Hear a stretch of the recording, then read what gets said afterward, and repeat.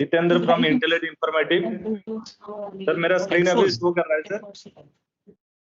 वो वाला लगेगा नहीं, कॉल वाला ये वाला नहीं लगता। हेलो सर, मेरा आवाज सुनाई दे रहा है? मैं सुन लूंगा। हाँ आ रही है, आपकी आवाज आ रही है। मेरा स्क्रीन भी शो हो रहा है सर? जी हो रहा है, जी दिख रहा है। जैसे कि आप सब ने डिमांड किए थे कि डीसीटी जो प्री लीगेसी डाटा कैप्चर के बाद जो प्री माइग्रेशन डाटा हम कैसे कैप्चर करेंगे, उसके लिए ट्रेनिंग सेशन किया गया है। तो आप थोड़ा ध्यान से देखिए कि ये हम कैसे प्री माइग्रेशन डाटा कैप्चर करेंगे।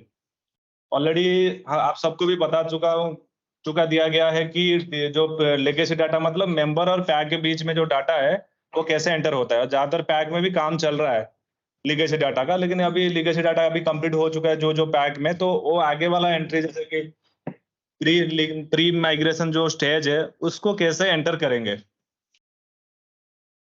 अभी देखिए मैं एक पैक का मैं लॉगिन कर रहा हूँ, तो उसी हिसाब से कैसे प्रोसेस हम आगे बढ़ेंगे लीगेसी डाटा तक तो चेक करेंगे। जैसे कि हमने जितना भी पैक का मॉड्यूल जब पूरा कंप्लीट हो जाएगा, मॉड्यूल मतलब मेंबर का डाटा जो 31/3/23 तक जो भी एंटर हमने किए हैं डीसीटी टूल्स में, वो पूरा कंप्लीट होने के बाद अब क्या करेंगे, हम एनालाइजर रन करेंगे। ये एनालाइजर क्या होता है, जो हम डाटा एंटर किए थे उसमें क्या क्या हमने गलत एंटर किए होंगे तो उसमें शो करेगा एनालाइजर में।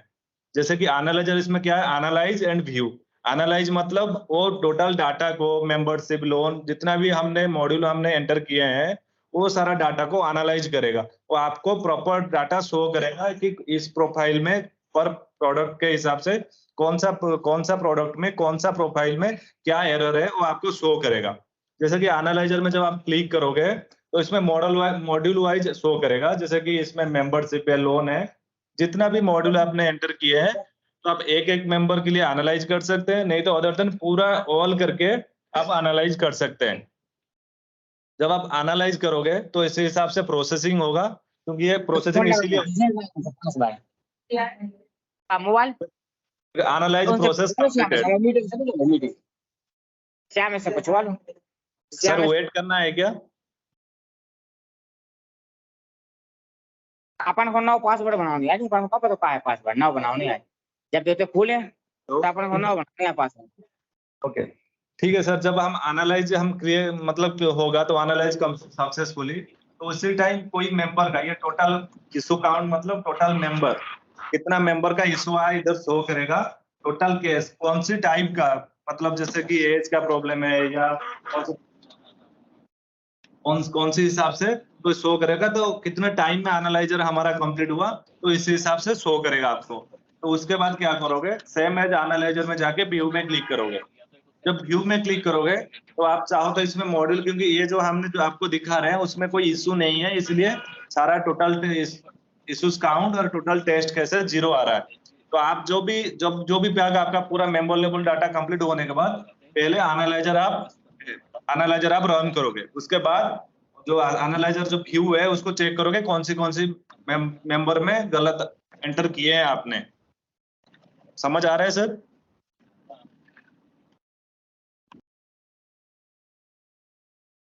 हेलो टीम अतिशय ठीक है, आप लोग है ना कनेक्टेड? जी सर समझ में आ रहा है। जी ठीक है। मतलब आपकी तरफ से थोड़ा रेस्पॉन्स आएगा तो मुझे बोलने में थोड़ा अच्छा रहेगा। चलिए सर। जी सर कंटिन्यू करिए आप, या कोई इशू रहेगा हम बता देंगे। ओके ठीक है, धन्यवाद। जैसे कि आपने जब एनालाइजर तक जब कंप्लीट हो जाएगा तो उसके बाद legacy data sign up. Legacy data मतलब आपका जो मेंबर लेवल का डाटा आपने कैप्चर किया है उसका साइन अप। पहले एनालाइजर 0 होना चाहिए, जो भी इशू शो करेगा पहले एनालाइजर 0 होना चाहिए, उसके बाद हम साइन अप में जाएंगे। जब हम लीगेसी डाटा जब साइन अप कर रहे हैं पहले पैक सचिव से, नहीं तो जो उनका पैक जो अंडर में ब्रांच है उनसे साइन अप कर दीजिए कि आपने जो दिए थे डाटा हमारा रिपोर्ट वाइज करेक्ट है। करेक्ट होने के बाद एनालाइजर रन कीजिए, उसके बाद लीगेसी डाटा साइन अप कीजिए। जब आप लीगेसी डाटा साइन अप करेंगे, क्लिक करेंगे तो ऑटोमेटिकली इनिशिएट आएगा, तो उसको क्लिक करेंगे तो अकाउंट वाइज वेरिफिकेशन स्टार्ट होगा।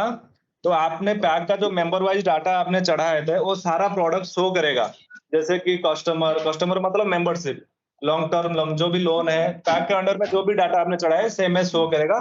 इसमें वेरिफिकेशन स्टेटस में पूरा टिक टिक टिक मतलब टिक मार्क आना चाहिए।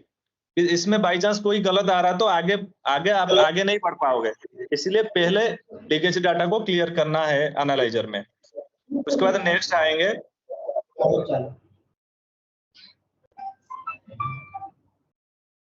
सेम एज प्रोसेस कंप्लीट होगा तो फिर और एक बार हमारे पास स्टेज 1, स्टेज 2, स्टेज 3 और स्टेज 4। स्टेज 4 जो है हमारा लीगेसी डाटा क्लोज होगा तो नेक्स्ट वन आएगा pre migration data. Same as stage 2 गया तो उसके बाद स्टेज 3। इसीलिए हम स्टेज 1, स्टेज 2, स्टेज 3 ऐसे रखे हैं। कभी कभी क्या होता है, पैक क्या करता है, विलेज के लिए नया विलेज ऐड कर देता है, कोई विलेज फिर डिलीट मार देता है, इसीलिए हम स्टेज 1, स्टेज 2, स्टेज 3 रखे हैं। तो उसके बाद नेक्स्ट करेंगे, तो उसके बाद sign up, legacy data sign up. तो बस साइन अप जब करेंगे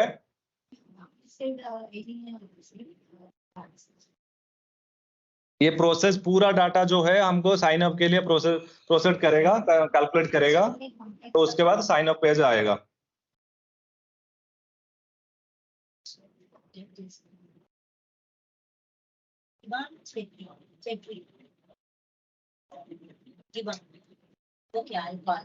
इसमें देखिए प्रोसेसिंग मेंबरशिप 211, इसका टोटल मेंबरशिप है 211 और उसमें 97, 106 इसी हिसाब से वो प्रोसेस कैलकुलेट करता है जो डाटा हमने चढ़ाया है।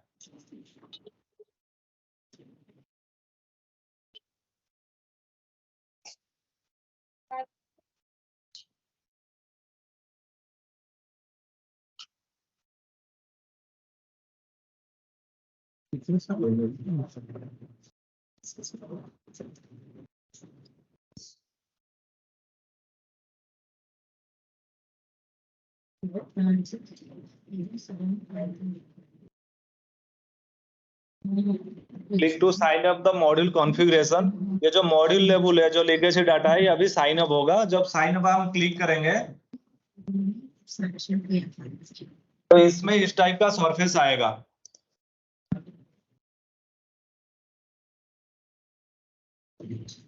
Pre data migration process. तो इसमें जो प्री डाटा माइग्रेशन प्रोसेस है, इसमें क्या है, home master data configuration, investment, borrowing, governance, receivable, payable, audit balance और डीसीटी साइन अप। तो इसमें जब हम इसमें स्टार्टिंग में आएंगे तो पहले हम क्या करेंगे, पहले हम ऑडिट बैलेंस में ट्रायल बैलेंस हमने चेक करेंगे।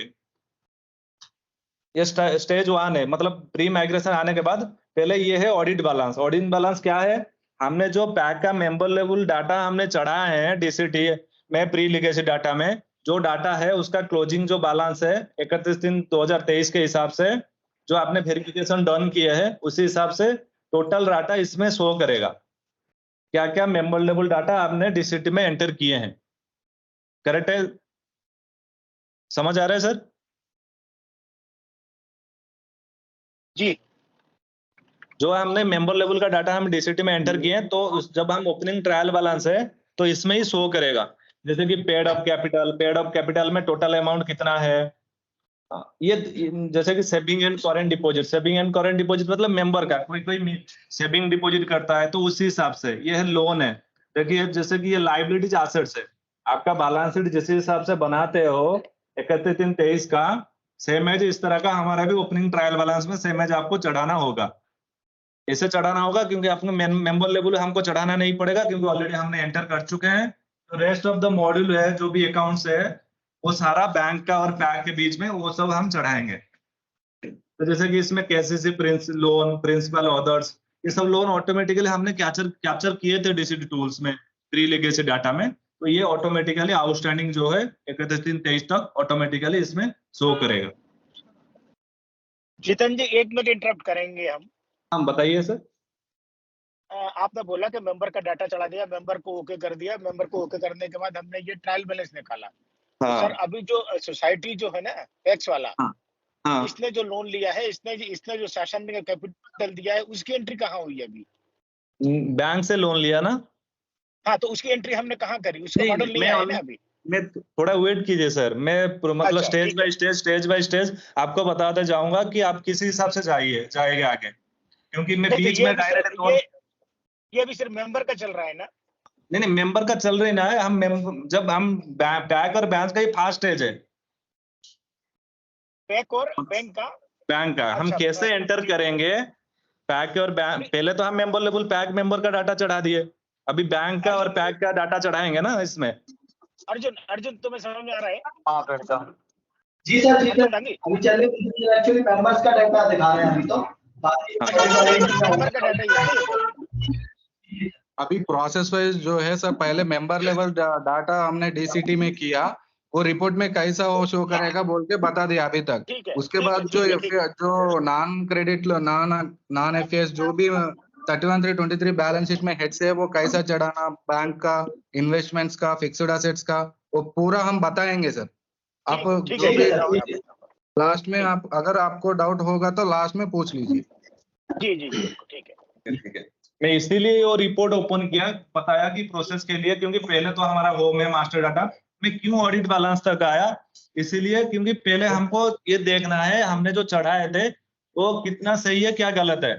हमें बैलेंस शीट में इतना डाटा था, तो सेम है जो ओपन ट्रायल बैलेंस आएगा तो पेड अप कैपिटल में बैलेंस शीट में कितना है, ये सही है क्या, तो उसी हिसाब से आपको देखना है। ये रिपोर्ट हमको देखेंगे, हम बाई चांस एंटर करते जाएंगे तो ऑटोमेटिकली ये रिपोर्ट बढ़ता जाएगा, जैसे हम एंटर करेंगे सेम एज इसमें आएगा। ठीक है सर, ठीक है। जैसे कि हमने देखे कि पहले हमको क्या करना है, ऑडिट में जाके जब pre migration open page open होगा, पहले audit trial balance as on 31/3/23 को ओपन करना है और उसमें देखना है हमारा मेंबर लेवल का डाटा जो चढ़ाए थे उसका अमाउंट करेक्ट आ रहा है या नहीं आ रहा है एज पर द 31/3/23 का बैलेंस शीट के हिसाब से। तो उसके बाद क्या करेंगे, पहले हम क्या करेंगे, वो तो रिपोर्ट निकाल दिए, तो उसके बाद हम मास्टर डाटा कॉन्फ़िगरेशन में जाएंगे। जब मास्टर डाटा कॉन्फ़िगरेशन में जाएंगे, इसमें देखिए 5-6 टाइप का आ रहा है ऑप्शन, जैसे कि assets management, borrowing, FS, loans, merchandise and PDS. ये सब क्या है कि पैक का जो भी बैलेंस शीट के हिसाब से ये assets and borrowing, assets and management क्या है, ये है पैक का डेड स्टॉक वगैरह। जो पैक ने जो डेड स्टॉक 31/3/23 में जो डेड स्टॉक सत्यापन के हिसाब से जो डेड स्टॉक बचा है उसमें हमको क्रिएट करना है, जैसे कि एसेट्स मैनेजमेंट, ये डेड स्टॉक है। ये बोरोइंग मतलब पैक और बैंक से जो बोरोइंग लिया था उसका वो जो अकाउंट है, जो भी आपका प्रोडक्ट डेफिनेशन है कि एलटी का किस चीज के लिए लिया था, केसीसी के लिए किस चीज के लिए लिया था, या गोल्ड लोन है किस चीज के लिए लिया था, उसी हिसाब से हम बोरोइंग में इधर प्रोडक्ट डेफिनेशन करेंगे। उसके बाद एफएस को सारे लास्ट में आपको एफएस के बारे में समझाऊंगा। पहले ये सारा जो मॉड्यूल है ये सब कंप्लीट होने के बाद लास्ट में एफएस के बारे में मैं आपको बताऊंगा। उसके बाद लोन्स है, लोन्स है scale of finance, unity cost, ये इंटरेस्ट पॉलिसी, ये सब है जो कि आपका जो लोन है स्केल ऑफ फाइनेंस कितना है, यूनिटी कॉस्ट कितना है, जैसे कि एमटी लोन होगा एक ही यूनिटी में कितना दे सकते हो, इंटरेस्ट पॉलिसी क्या होना चाहिए, ये व्यू प्रोडक्ट डेफिनेशन, ये सब क्या होगा इस हिसाब से बताऊंगा। उसके बाद मर्चेंडाइज, जो पैक मर्चेंडाइज करता है तो उसका क्या क्या है, गोडाउन है, एचएसएन कोर है, पैरामीटर्स है, ये सब हम सेमएस देखेंगे। तो उसके बाद पीडीएस, कोई पैक पीडीएस करता है तो पीडीएस का भी एंटर इसमें करेंगे। और इन्वेस्टमेंट में क्या होता है, जैसे कि पैक ने कहाँ इन्वेस्ट किया है, जैसे कि हिस्से में किया है या अदर ट्रस्टी में किया है या एफडी की बना है बैंक में, तो सेम एज हम इसमें एंटर करेंगे। उसके बाद बोरोइंग, हमने इसमें प्रोडक्ट डेफिनेशन कर दिया मास्टर डाटा कॉन्फ़िगरेशन में। ये जो बोरोइंग है तो जो भी अकाउंट आपके 31/3/2023 में बचा होगा आउटस्टैंडिंग, वो अकाउंट क्रिएट करेंगे और डिसबर्समेंट भी करेंगे। तो उसमें उसके बाद गवर्नेंस भी इसमें क्या होता है, पैक का जो बोर्ड ऑफ डायरेक्टर है, जैसे कि नॉमिनेटर और इलेक्टेड मेंबर जो है, जैसे कि आपका जो भी नॉमिनेटेड मेंबर है कौन कौन है और इलेक्टेड मेंबर कौन कौन है, इसमें हम कैप्चर करेंगे। और एम्प्लॉय डिटेल्स में आपका जो भी पैक का जो भी जितना एम्प्लॉय काम कर रहे हैं उन डिटेल्स हम एंटर करेंगे। और रिसीवेबल जो पैक का रिसीवेबल क्या है, जो पैक से जो प्राप्त करना है वो वाला एंटर करेंगे, और जो देना है पेबल में हम एंटर करेंगे। उसके बाद ऑडिट बैलेंस हमने देख चुके हैं, ट्रायल बैलेंस कैसे ओपन करना है, और उसके बाद एंटर मॉड्यूल ओपनिंग ट्रायल। हम इसमें चेक कर सकते हैं कौन सा हेड में क्या गलत है, हमारे बैलेंस शीट के हिसाब से चेक कर सकते हैं, और पार्किंग अकाउंट भी हम क्रिएट कर सकते हैं। उसका जब हम एंटर करने के बाद पूरा हमारा ये ओपनिंग ट्रायल बैलेंस, ये जो ओपनिंग ट्रायल बैलेंस है, ये पूरा है जिसके आपके बैलेंस शीट के हिसाब से टैली होने के बाद, उसके आपके एआरसीएस साहब के टैली मतलब साइन होने के बाद कि हमने जो ओपनिंग ट्रायल बैलेंस चढ़ाया है, ये आपका जो भी आपका हायर अथॉरिटी है वो साइन करने के बैंक सचिव और एआरसीएस साहब और रिस्पेक्टिव जो ब्रांच मैनेजर साहब है वो साइन करने के बाद आपको साइन अप करने का ऑप्शन आएगा। तो आप इसमें क्लिक करके डीसीटी फ्रॉम वेरिफिकेशन जो भी है आपको साइन अप करना पड़ेगा। तो सेम एज हम स्टार्टिंग में जाएंगे। सर ये जो ऊपर वाला जो सरफेस है मास्टर डाटा इन्वेस्टमेंट, ये क्लियर हो गया सर? सर एक बार सारे हेड उसमें क्लियर कर दें। ओके ठीक है, अभी एक हेड को हम चेक करेंगे। अभी एक हेड को हम कैसे एंटर करना है आप सबको बताता हूँ अभी। ठीक है, जैसे कि हमने आएंगे मास्टर डाटा में एसेट्स मैनेजमेंट जब क्लिक करेंगे, ये जो डेड स्टॉक है बैंक का, जो डेड स्टॉक है जैसे कि चेयर टेबल इलेक्ट्रॉनिक्स आइटम जो है कंप्यूटर जो भी का जो डेड स्टॉक है, सत्यापन के हिसाब से क्लोजिंग स्टॉक जो बचा होगा, क्लोजिंग जो बचा होगा 31 दिन 23 में, इसमें जब हम कैटेगरी आइटम क्लिक करेंगे तो देखिए इसमें फिक्स एसेट्स आएगा, डेड स्टॉक फिक्स एसेट्स है। तो सेम एज कैटेगरी इसमें ऑलरेडी मतलब क्रिएट किया गया है, आपको कैटेगरीज में क्रिएट नहीं करना पड़ेगा। जैसे कि land and building, furniture and fixer, computer and electronic installation and vehicle and other fix assets. तो सेम है, जब एसेट्स मैनेजमेंट में क्लिक किए तो ऑलरेडी हमने कैटेगरी मास्टर हमारा हो गया है। तो हमको क्या करना है, आइटम मास्टर। आइटम मास्टर क्या है कि हमने जो भी आइटम हम शो किए कि हमारे पास चेयर है, 10 चेयर है, दो कंप्यूटर है, एक भाई कील है, एक जो भी है, तो आपको आइटम मास्टर में एक एक करके आपको क्रिएट करना पड़ेगा। जैसे हम क्रिएट करें, क्लिक करेंगे, जैसे कि हम क्लिक करेंगे इसमें आइटम मास्टर आएगा। आइटम मास्टर में देखिए इसमें category name, regional category name, item name, regional item name, depreciation applicable is rentable या इंश्योरेंस रिक्वायर्ड। तो सेम है, जब इसमें क्लिक करेंगे तो इसमें आएगा कैटेगरीज नेम। आपके पास जो भी चेयर है, जैसे कि आपके पास 4 चेयर है, आपने 31-23 में लिखे हैं सत्यापन के हिसाब से मेरे पास इतने अमाउंट का डेड स्टॉक है, जो अमाउंट है वो चेयर किस में जाएगा, फर्नीचर एंड फिक्सर में। जैसे कि आपके पास इलेक्ट्रॉनिक्स है, वो इलेक्ट्रॉनिक्स में किस चीज का है, कंप्यूटर है क्या, सेम है, इसमें क्लिक करोगे। हाई किलो होगा तो इसमें क्लिक करोगे, लैंड एंड बिल्डिंग या गोडाउन होगा तो इसमें क्लिक करके आपको इसमें आइटम नेम डालना है। जैसे कि लैंड एंड बिल्डिंग, जैसे कि गोडाउन है, सेम है, आपको इसमें टाइप करना है।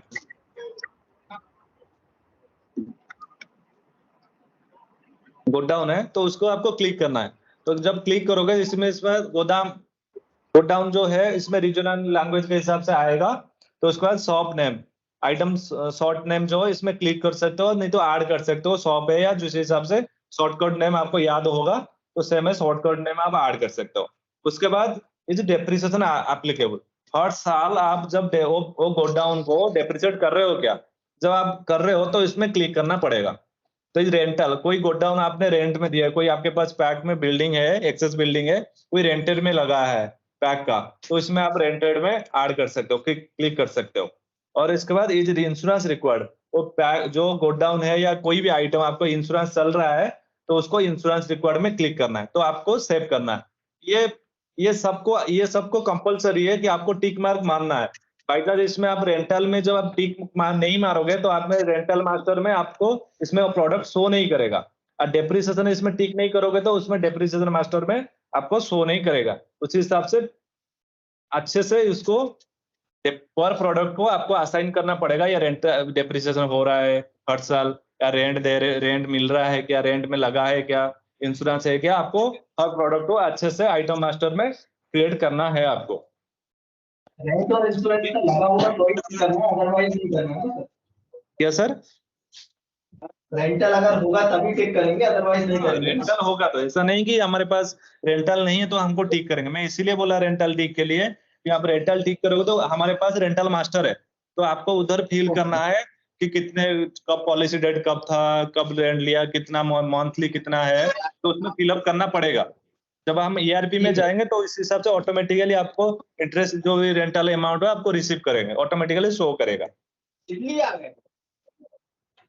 ओके ठीक है, तब ये फिलअप करने के बाद आप सेव करोगे। तो जब आप सेव करोगे तो फिर मास्टर डाटा में हमें आइटम मास्टर चले गए, तो वेंडर मास्टर हमने जो आइटम क्लियर किए तो वेंडर आपके पास डाटा होगा तो वेंडर का नेम, बाई चांस 1-2 साल पहले वो नया प्रोडक्ट आया खरीदे थे, उसके पास आपके पास जो भी वेंडर है जो परचेज जहां से किए थे उसका नाम होगा, तो आप इधर नाम भी डाल सकते हैं, एड्रेस भी डाल सकते हैं, फोन नंबर डाल सकते हैं, कॉन्टैक्ट पर्सन भी डाल सकते हैं। मैंडेटरी नहीं है, अगर नहीं है या नहीं इन्फॉर्मेशन मिली है तो छोड़ सकते हैं। आपके पास वेंडर मास्टर का नाम होगा तो जो भी होगा तो प्रोडक्ट डालना है, छोड़ सकते हैं इसको। वेंडर मास्टर में जो प्रोडक्ट आपके पास बचा है उसका वेंडर होगा तो वेंडर मास्टर में वेंडर में नाम पता होगा तो वेंडर मास्टर में आप ऐड कर सकते हैं। तो उसके बाद रेंट मास्टर, ऑलरेडी आपको बताया था रेंट मास्टर क्या है। आइटम मास्टर में आपने रेंट मास्टर में टिक किए होगे तो इसमें एग्जैक्ट प्रोडक्ट शो करेगा। जो भी कैटेगरीज मास्टर में ये सब ऑटोमेटिकली कैटेगरी हमारा है रेंट मास्टर, आइटम मास्टर, इसमें ऑटोमेटिकली आइटम मास्टर में क्लियर रेंट में टिक मारा होगे तो इसमें ऑटोमेटिकली आइटम मास्टर में शो करेगा वो नाम। तो फ्रीक्वेंसी आप किसी हिसाब से जो भी रेंट दिए गया है आप किसी हिसाब से कलेक्शन कर रहे हो, मंथली कर रहे हो या डेली कर रहे हो, तो उस हिसाब से टिक करना पड़ेगा। रेंटल जो मंथली अमाउंट है, डेली अमाउंट कितना मिल रहा है, सेम एज डालना पड़ेगा rent amount. Minimum rent amount कितना मिल रहा हो तो उस हिसाब से डालना पड़ेगा। और कब से पॉलिसी हो रेंट पे एग्रीमेंट हुआ है वो भी आप डाल सकते हो इसमें। उसके बाद हम जाएंगे डेप्रिसिएशन मास्टर, जैसे कि रेंट मास्टर जैसा है सेम एज डेप्रिसिएशन मास्टर में आइटम मास्टर में टिक किया तो सेम एज प्रोडक्ट वाइज आपको शो करेगा। जैसे कैटेगरी आ गया डेप्रिसिएशन, जैसे कि इसमें क्या है प्रोडक्ट वाइज आपको शो करना नहीं पड़ेगा, आपने कौन सी कैटेगरी में कौन सा ऐड किए हो उसी हिसाब से हमने कंप्यूटर को कितना डेप्रिसिएट करते हैं, फर्नीचर एंड फिक्चर को कितना डेप्रिसिएट करते हैं, लैंड एंड बिल्डिंग को डेप्रिसिएट करते हैं, इसमें आइटम वाइज नहीं आएगा, कैटेगरी वाइज आएगा। तो उसी हिसाब से आपने कंप्यूटर में इलेक्ट्रॉनिक्स में 10% या 14% या 13% आप ले रहे हो, उसी हिसाब से सेव करोगे। इसी हिसाब से आप करेक्टली सेव करोगे तो जब आप ERP में जाएंगे नेक्स्ट साल के लिए तो आपको इसमें परसेंटेज ऐड करना नहीं पड़ेगा, ऑटोमेटिकली आपका डेप्रिसिएट हो जाएगा। सर एक क्वेश्चन था, बताइए सर। जैसे आपने लैंड बिल्डिंग का जो बताया उसमें कई बार 2 डेप्रिसिएशन रेट हो सकते हैं, तो उस केस में क्या करेंगे, क्योंकि ये तो वन टाइम ही ले रहा है डेप्रिसिएशन रेट। नहीं बताइए कौन सी 2 बार जो डेप्रिसिएशन कर रहे हैं किस हिसाब से कर रहे हैं आप? ये जो कुछ क्या बोलते हैं इसको, एक सेकंड, जाएंगे ये भी तो हो सकता है यार कि डेप्रिसिएशन तो स्टेट लेवल पे तय कर ले। हो सकता है, तो सही। कंप्यूटर पे 10% 15% है, फर्नीचर पे 10 है, तो ये तो स्टेट लेवल पे भी हो सकता है ना, बार बार एंट्री करने से अच्छा है। वो तो सही है सर, आप जैसे बताए वो तो सही है, क्योंकि हमको हर प्रोडक्ट के हिसाब से कैटेगरीज के हिसाब से ऑलरेडी हमने चलता है, लेकिन पैक लेवल क्या होता है वो उसी हिसाब से हम प्रोडक्ट के हिसाब से हम ऐड करना पड़ेगा। नहीं वो सर अगर हम ये वन टाइम आपको मेल कर रहे हैं कि सभी प्लेस में आप ये डाल के दे दें तो चलेगा क्या? क्या सर? प्री फिल्ड हम लोग रेट दे दें आपको जो कि एप्लीकेबल हो जाएंगे सारे सोसाइटीज के लिए। नहीं पहले हमको देखना है कि सारा सोसाइटी एक जैसा काम कर रहा है क्या नहीं, होगा तो उसी हिसाब से हम। सर थोड़ा आपका आवाज ना थोड़ा इको हो रहा है, इसलिए मुझे तो ठीक से सुना ही नहीं दे रहा है। सर हमारा ये कहना है जैसे मध्य प्रदेश में सारी सोसाइटीज में एक ही रेट चलेगा डेप्रिसिएशन का। हाँ वो तो सही है, हम इस हिसाब से चलेगा, लेकिन सर आपको डिफाइन करना पड़ेगा। ये तो हमने जो डाटा ले रहे हैं वो मतलब 31 दिन 23 का डाटा है। सर आप इसको प्रीफिल्ड नहीं कर सकते हैं क्या? वो तो आपने एक जैसा करे तो आप उसी हिसाब से हायर अथॉरिटी से लेटर लेके हमको भेज सकते हैं कि हम सब सारे जगह में एक जैसा करेंगे, तो हम ऐड कर सकते हैं, इसमें कोई इशू नहीं है। ओके। दूसरा सर जैसे लैंड बिल्डिंग है उसमें सेट वाली और विदाउट सेट कुछ होती है जिसमें डेप्रिसिएशन के रेट अलग अलग हो सकते हैं, कोई एसेट होती है जिसपे 100% डेप्रिसिएशन लगा देते हैं। ओके। जैसे नॉन आरसीसी वाली जो होती है उसपे ये 100% डेप्रिसिएशन लगाया हुआ है, ये गोदरमऊ का केस है। आपको ERP में अलग से स्क्रीन आ जाएगा डिप्रिसिएशन एंड फिक्स्ड एसेट्स नाम से, उसमें जो अभी आपने डिफाइन किया वो इधर दिख जाएगा। अगर उसमें कोई चेंज किया, कुछ मॉडिफिकेशन होता वो उधर एडिटेबल रहता। अच्छा, ये आईटी में Item जाने के बाद। हाँ, आइटम वाइज क्रिएट होता उधर। जो अभी हम 31/3/23 आपने ऑलरेडी प्रिपेयर हो चुका है, फिक्स्ड किया, इसलिए डायरेक्ट आइटम और ओपनिंग बैलेंस लेता है इधर। ठीक है सर। ठीक है जी। तो सेम में जो हमने जो भी है डेप्रिसिएशन इसमें ऐड करना है, कितना परसेंट ले रहे हैं कंप्यूटर के लिए, फर्नीचर के लिए, लैंड एंड बिल्डिंग के लिए, इसमें ऐड करोगे। इसमें ऐड करने के बाद असेट्स ओपनिंग बैलेंस,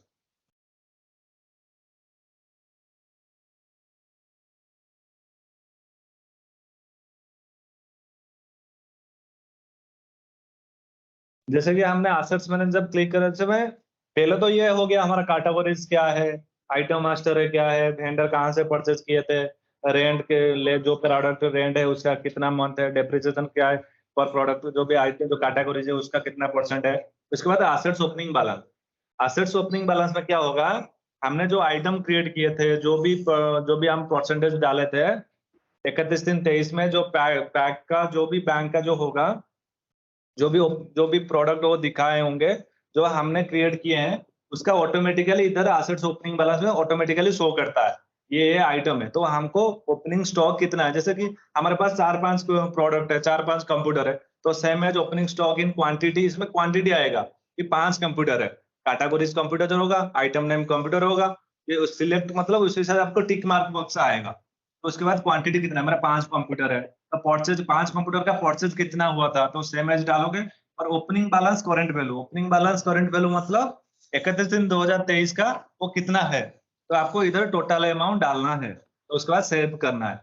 जो भी हमने आइटम मास्टर में हम क्रिएट किए हैं डेप्रिसिएशन जो सर करने के बाद, तो ऑटोमेटिकली इसमें सारा प्रोडक्ट आ जाएगा। तो आपको ओपन कितना क्वांटिटी है कंप्यूटर में, कितना क्वांटिटी है, परचेज अमाउंट कितना है वो 5 का, और ओपनिंग बैलेंस कितना सेव करके आपको टिक टिक करके सेव करना है। क्लियर है एसेट मैनेजमेंट? हाँ जी सर। तो नेक्स्ट आएंगे बोरोइंग। बोरोइंग्स मतलब पैक ने जो लोन लिया था तो किस चीज के लिए लिया था, और रीपेमेंट मोड किस हिसाब से दे रहे हैं, तो इसी हिसाब से आपको प्रोडक्ट डेफिनेशन करेंगे बोरोइंग्स का। ये देखिए प्रोडक्ट, इसमें स्टेट आ जाएगा, डिस्ट्रिक्ट भी आ जाएगा पर्टिकुलर पैक का, तो सेम एज प्रोडक्ट आएगा। जैसे कि प्रोडक्ट में KCC, commercial KCC, LT loan से या एमटी कन्वर्सन लोन या एमटी लोन से अदर्स लोन, सेम एज आपको इसमें क्लिक करोगे तो ऑटोमेटिकली शॉर्ट नेम आ जाएगा। उसके बाद जो भी स्टार्ट हुआ था वो जो लोन आपने जो प्रोडक्ट है, कब से ये प्रोडक्ट स्टार्ट हो रहा है, तो उसको क्लिक करोगे, कॉमन डेट, स्टार्ट डेट, तो लोन टाइप, ये जो भी हमने बाई चांस इसमें कमर्शियल केसेस है तो उसमें कमर्शियल सर केसेस बताइए सर। सर एक हाँ सर बताइए। इसका पर्पस क्या है, ये मतलब क्या करवाना चाह रहा है इस फील्ड में आप, क्योंकि यहाँ कहीं ओपनिंग बैलेंस भी नहीं आता है, कुछ नहीं आता है। नहीं हम इधर आपने जो बोरोइंग डीसीसीबी से जो बोरोइंग्स लेता है ना sir, normal CC LT other borrowings, जी वो किस पर्पस के ऊपर आप ले रहा है इधर सेलेक्ट करना पड़ेगा। आप 1 मिनट टाइम दे दोगे तो आपको पूरा समझ में आएगा। ठीक है, इधर जो जो पर्पसेस के ऊपर आप लोन लेके लिया वो उधर सारे सेलेक्ट करना पड़ेगा, तभी ये जब बोरोइंग्स ओपनिंग अपडेट करता है ना वो अब उधर दिख जाएगा। ये वो है जो सोसाइटी ने डीसीसीबी से लोन लिए हैं, राइट? यस सर, अभी जो डाटा हमने कैप्चर जो सीख रहे हैं, जान रहे हैं, ये सब सोसाइटी का और बैंक लेवल का काम है, मेंबर लेवल इसमें कुछ नहीं है सर। ठीक है। जैसे कि बोरोइंग है, जैसे कि इसमें हम केसीसी किए तो इसमें शॉर्ट टर्म आया, इसमें हम एलटी डालेंगे तो लोन टाइम में भी लॉन्ग एमटी एंड एलटी डालेंगे, ऐसा नहीं कि हम केसीसी डाल के इधर टर्म लोन में एमटी ऐड करेंगे। तो प्रोडक्ट जैसे चूज करोगे लोन टाइप भी सेम एज आपको चूज करना पड़ेगा। जैसे कि हमने इसमें एमटी लोन डालेंगे तो सेम एज इसमें टर्म लोन एलटी एमटी डालना पड़ेगा। तो लेजर डिस्क्रिप्शन भी सेम एज इसमें आएगा, एलटी होगा तो एलटी, एमटी होगा तो एलटी। तो उसका ये करने के बाद हम पर्पस किस चीज के लिए हम लोन लिए थे बैंक से, बैंक ने किस चीज के लिए लोन लिया था, सेम एज आपने सारा प्रोडक्ट जो चीज के लिए, कौन सी चीज के लिए लोन लिया है मेंबर को बांटने के लिए, इस सब हमने ऐड कर लेंगे इसमें फाइंड करके। उसके बाद ट्रांसकोल लेजर मैपिंग। ट्रांसकोल लेजर मैपिंग इसीलिए हमने, आप पूछ रहे थे कि हमारे पास इसमें कोई तो अमाउंट नहीं है तो हम इसको क्यों ऐड करेंगे। इसीलिए क्यों हम जब ईआरपी में जाएंगे, जो बैंक को पैसा रिपेमेंट करेगा तो उसका किस चीज के लिए, किस बेसिस पे करेगा, इसीलिए हमको दिखाना है। जैसे कि ट्रांसकोल लेजर मैपिंग, बैंक क्या करता है, कभी जो भी आपने रीपेमेंट करेगा पहले चार्जेस करेगा, बैंक ने बैंक के ऊपर जो चार्जेस लगा है पहले उसको करेगा, या पेनल इंटरेस्ट करेगा, या इंटरेस्ट करेगा, कौन को फास्टली पे करेगा, या पहले प्रिंसिपल करेगा तो पहले प्रिंसिपल। सेम है, आपको चूज करना है पहले चार्जेस मॉड्यूल, जो जैसे कैसे हमने इसमें एमटी लोन लिए, सेम है इसमें एमटी लोन ऐड नहीं हुआ है, वो ऐड करवा देंगे हम। तो इसमें एलटी होगा तो हम एलटी भी कर सकते हैं। ओके, हमने इसमें गलत किया था कि मैंने केसीसी कर दिया था उसमें लेजर डिस्क्रिप्शन में, तो सेम है आपको इसमें एमटी लोन में भी ऐड करना पड़ेगा। इसमें आपने केसीसी इसमें एमटी किया मैंने, और एलटी इसमें केसीसी कर दिया, इसीलिए मैपिंग लेजर में मुझे केसीसी शो किया, एलटी नहीं किया। उसी हिसाब से आपको ध्यान देना पड़ेगा। केसीसी के लिए प्रोडक्ट डिफाइन कर रहे हो तो आप केसीसी का सारा मॉडल ऐड करना पड़ेगा। एलटी के लिए कर रहे हो तो सारा लोन टाइप प्रोडक्ट सबको ऐड करना पड़ेगा।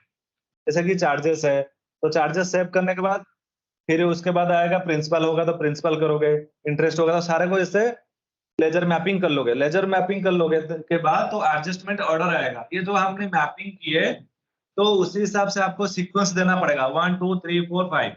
तो आपको 1 करेंगे तो पहले चार्जेस उठाएगा, जब हम रीपेमेंट करेंगे तो पहले चार्जेस उठाएगा, फिर प्रिंसिपल रीपेमेंट करें तो वो 2 में देना है, या 3 में देना है, या 4 में देना है। तो सीक्वेंस इस तरह का आएगा, तो सेव करेंगे। ये है हमारा जो लोनिंग का, बोरोइंग का प्रोडक्ट डेफिनेशन। करेक्ट है सर?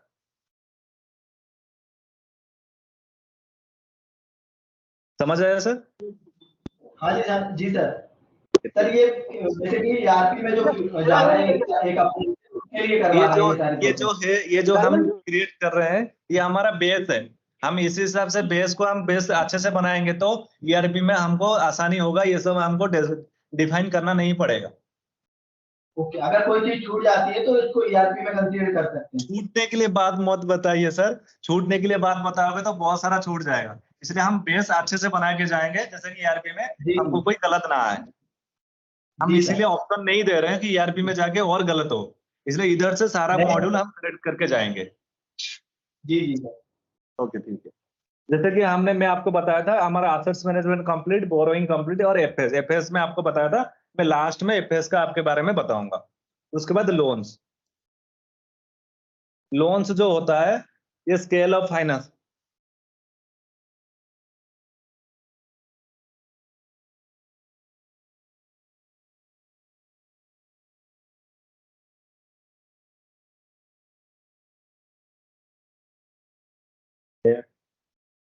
ये जो स्कीम है लोन का, ये स्कीम है जैसे कि आपने पेडी को इतना देना है, और लोन जो यूनिटी कॉस्ट है, पेडी को यूनिटी कॉस्ट में कितना देना है।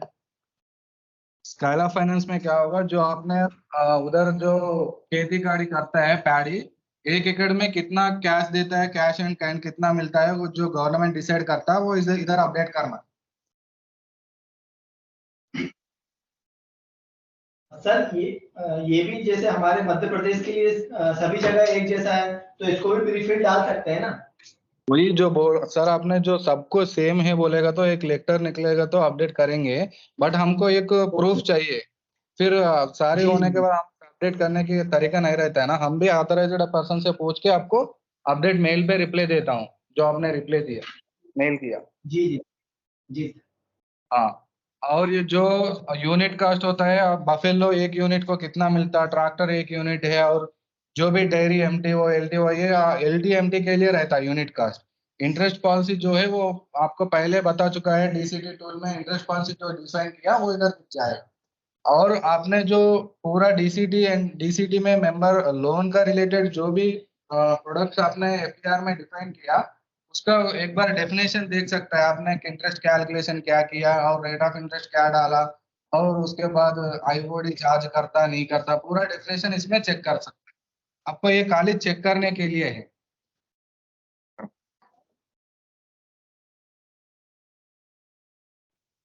फिर उसके बाद हम आएंगे मर्चेंडाइज में। सर लोन में क्लियर है ना? लोन की हेडिंग्स एक बार ओपन करके बता दें आगे की स्कीम क्या है। ये जैसे कि स्केल ऑफ फाइनेंस में जैसे कि आपने रबी में खरीफ में कितना स्केल ऑफ फाइनेंस बैंक ने प्रोवाइड कर रहा है लोन में, सेम एज कैश में कितना है, काइंड में कितना है, खरीफ में कैश कितना है, काइंड में कितना है, और इफेक्टिव डेट कितना है 31/3/23 हमको डालना पड़ेगा, क्योंकि हम उसको उतना ही देना है तो उस हिसाब से हम 31/3/23 डालना पड़ेगा। इसमें क्रॉप आ जाएगा कि हम जैसे कि पेडी के लिए इतना है, पेडी के लिए इतना देंगे रबी में, और जो हमने इधर क्रॉप सेलेक्ट हाँ। करके जो पॉलिसी इफेक्टिव डेट हमने 1/4/23 दिया, इधर जो कैश पर एज पर गवर्नमेंट कितना है 30,000 दे सकता है, काइंड कितना है 25,000 दे सकता है। फिलहाल एग्जांपल चढ़ा रहा हूँ। ये 1 एकड़ का अवेलेबिलिटी है रबी में, और खरीफ में 35,000 और 25,000। ओके, ये ऐसा अपडेट करके सेव करेगा तो ईआरपी में आपको क्या होगा, क्रेडिट लिमिट जनरेट होता है, इसके ऊपर डिपेंड करके। आपके पास 2 एकड़ का जमीन होगा तो 2 एकड़ के ये पैडी का हिसाब से कैलकुलेट करके उधर लिमिट दिख जाएगा आपको। ये इसके लिए डालना है। और यूनिट कास्ट है, अभी मैं आपको बता दिया है हेलो, क्या है, वो एलटी पर्पसेस के ऊपर रहता। पाइपलाइन एलटीओ 1 यूनिट कास्ट कितना है, dairy MTO number of units per unit का टोटल यूनिट कास्ट कितना होगा। जब हम लोन एप्लीकेशन बांटते समय ये पर्पस सेलेक्ट करेगा अवेलेबल, तो आपने यूनिट कास्ट अमाउंट दिया है वही आपको उधर दिख जाएगा, कितना यूनिट्स के ऊपर आप लोन ले रहा है वो एप्लीकेशन स्क्रीन देख लेगा तो समझ में आएगा, वो आपको आगे दिख जाएंगे हम। इसके बाद इंटरेस्ट पॉलिसी, ये दोनों में तो खाली देखने के लिए आपने जो आपने डिफाइन किया वो इधर दिख जाएगा। अगर कोई नया डिफाइन करना है तो इधर प्रोडक्ट सेलेक्ट करके डिफाइन करना, जो आपने एफईआर में फाइनल किया प्रोडक्ट वही दिखेगा इधर। क्लियर है सर लोन्स? जी। उसके बाद जो है ट्रेडिंग पीडीएस, जैसे कि मर्चेंडाइज और पीडीएस, जो पैक मर्चेंडाइज फॉलो करता है, इसमें एक पैक का 2, 3, 4 गोडाउन रहता है। तो सेम एज हम क्या करेंगे इसमें, जैसे मैं पहले बता दिया था कि हम जो प्री माइग्रेशन डाटा में पहले ऑडिट में जाएंगे, सेम एज मर्चेंडाइज में हम कैसे जाएंगे। इसमें बहुत सारा है, गोडाउन, असाइनेशन कोड, पैरामीटर, यूनिट, ये सब है। तो हमको पहले कौन सा क्रिएट करना है तो हमको आसानी होगा। तो हम क्या करेंगे, पहले गोडाउन क्रिएट करेंगे। जब हम गोडाउन क्रिएट करेंगे गोडाउन मास्टर में, तो क्लिक करोगे तो इस हिसाब से इसमें नेम आएगा, गोडाउन का नेम, और जैसे कि जो भी गोडाउन का नेम होगा पैक का, सेम गोडाउन नेम डालोगे तो रीजनल नेम जो आ जाएगा, शॉर्ट नेम भी आपको ऑटोमेटिकल आ जाएगा, तो ऐड करना पड़ेगा। कौन सी एरिया में जैसे 2-3 होगा तो सेम है, उसको लोकेशन ऐड कर लोगे। परचेज पॉइंट को येस करो, क्योंकि गोडाउन भी परचेज करता है, परचेज भी उससे करते हैं। तो सेम एज कितना कैपेसिटी होता है वो गोडाउन का, क्योंकि अलग अलग गोडाउन का अलग अलग कैपेसिटी होता है टन के हिसाब से। तो सेम है उसमें कैपेसिटी डालोगे और एड्रेस ऐड करके आपको सेव करोगे। ये है हमारा गोडाउन क्रिएट है, क्योंकि पैक का गोडाउन आपको इधर से क्रिएट करना है। 2-3 होगा तो एक क्रिएट करना है, 2-3 होगा तो और भी आप ऐड कर सकते हो। तो उसके बाद गोडाउन, जब हम गोडाउन क्रिएट कर लेंगे उसके बाद यूनिटी में जाएंगे। यूनिटी में जाएंगे तो यूनिटी मतलब वास्तव में पूजा कर रहा तो फिर चाबी भेजो।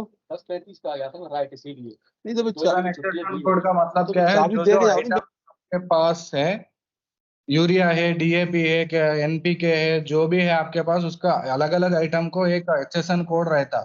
अगर आप लोग ऐसा मेंटेन कर रहा है तो डाल सकता है, वो इनवाइस में भी मिल जाएगा एचएसएन कोड।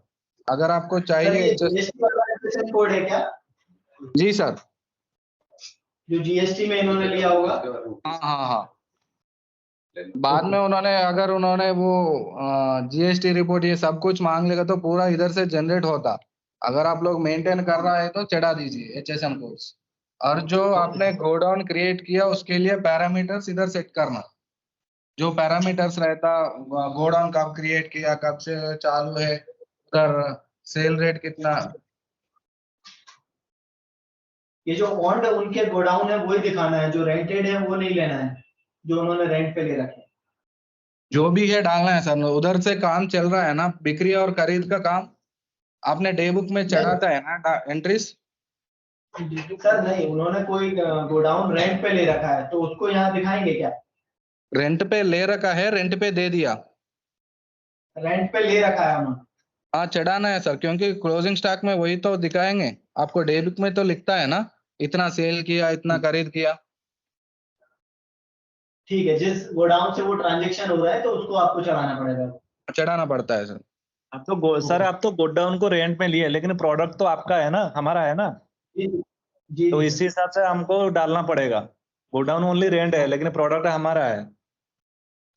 जी तो सेम एज हमने उसके बाद जब गोडाउन क्रिएट करेंगे, सेम एज हम पैरामीटर्स असाइन करेंगे।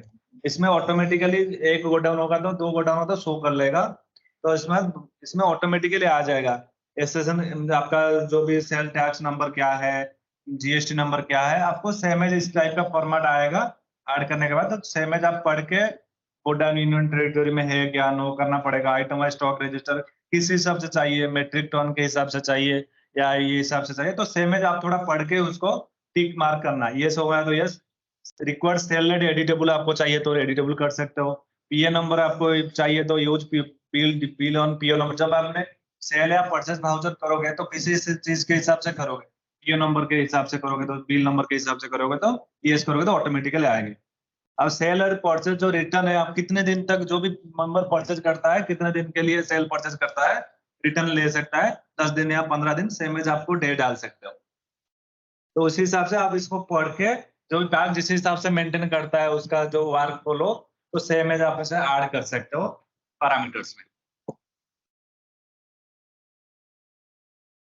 तो उसके बाद यूनिटी क्या है, जो हमने जो भी यूनिट मतलब जैसे कि केजी है, जैसे कि यूनिटी जो है इसमें क्लिक करेंगे तो यूनिटी में आपको ओनली ऐड करना है कि आपके पास जो भी प्रोडक्ट है, जैसे कि यूनिट बेस, यूनिट मतलब किलोग्राम है, ग्राम है, लीटर है, तो आपका कौन सा जो स्टॉक बचा है 31 दिन 23 में, तो क्या है, जैसे मैं किलोग्राम यूज करूंगा तो यूरिया का कितना है 45, तो 45 इसमें डालना है, तो 45 डाल के इसको सेव करना है। जैसे कि मुझे डीएपी का मेरे पास 50 डीएपी 31 दिन 23 में बचा है, तो डीएपी का 50 केजी है तो यूनिटी 50 केजी करके सेव कर देना है। जो भी बचा होगा उसका यूनिटी कितना कितना है, कि कोई जो एनपीके 18 तो जो भी है, जो भी प्रोडक्ट बचा होगा आपका, सेम है जो उसका यूनिटी कितना है, मतलब कितना केजी का है, तो सारा जो भी बचा होगा सारा एक बार इसमें क्लियर करने के बाद एक एक करके, तो उसके बाद हम जाएंगे आइटम मास्टर। आइटम मास्टर में क्या है, आइटम मास्टर में क्या है, तो हम जो भी हमने यूनिटी क्रिएट किए थे, तो आइटम मास्टर में जैसे कि हमने इसमें क्या है फर्टिलाइजर है और सब कैटेगरी आ जाएगा। जब आइटम मास्टर क्या था, नया प्रोडक्ट, जो भी प्रोडक्ट हमारे पास बचा है वो प्रोडक्ट को ऐड करेंगे। जैसे कि ये है यूरिया होगा तो सब यूनिटी यूरिया है, डीएपी है या अदर्स है, सेम एज में चूज करेंगे unity master. Unity name automatically इसमें आएगा, जो हमने इसमें 50 केजी 24 केजी 22 केजी जो भी सब्जी दे यार,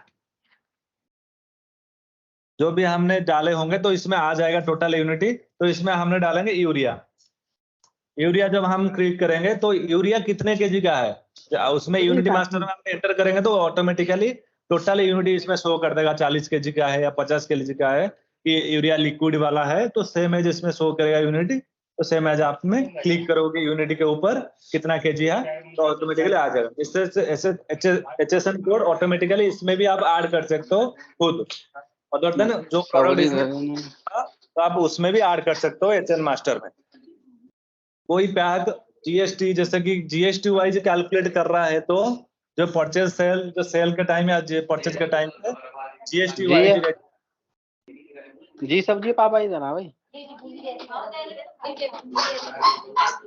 तो थोड़ा समझ आ रहा है ना।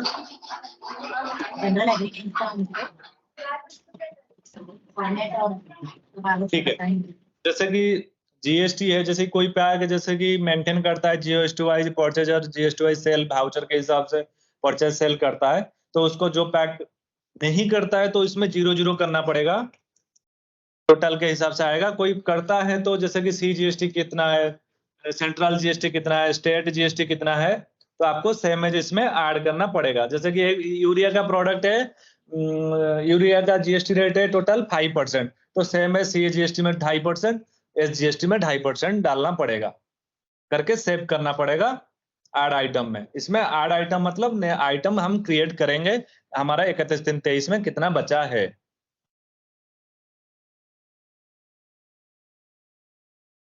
जब असाइन आइटम करेंगे, हम जो ऐड किए थे इसमें शो करेगा, तो हम क्लिक करके number of decimal in price, इसमें 5 डेसिमल करेंगे, क्योंकि बहुत सारा जो भी प्रोडक्ट है हम जब परचेज करते हैं या सेल करते हैं उसी टाइम जैसे कि 0.25, 0.3540 जो आता है डेसिमल, उसके लिए हम इसमें डेसिमल नंबर 5 डालेंगे। तो हम जब 5 डालेंगे तो ऑटोमेटिकली उसमें करंट वाला अमाउंट कैप्चर करेगा, तो डिफरेंस अमाउंट नहीं आएगा पॉइंट के हिसाब से।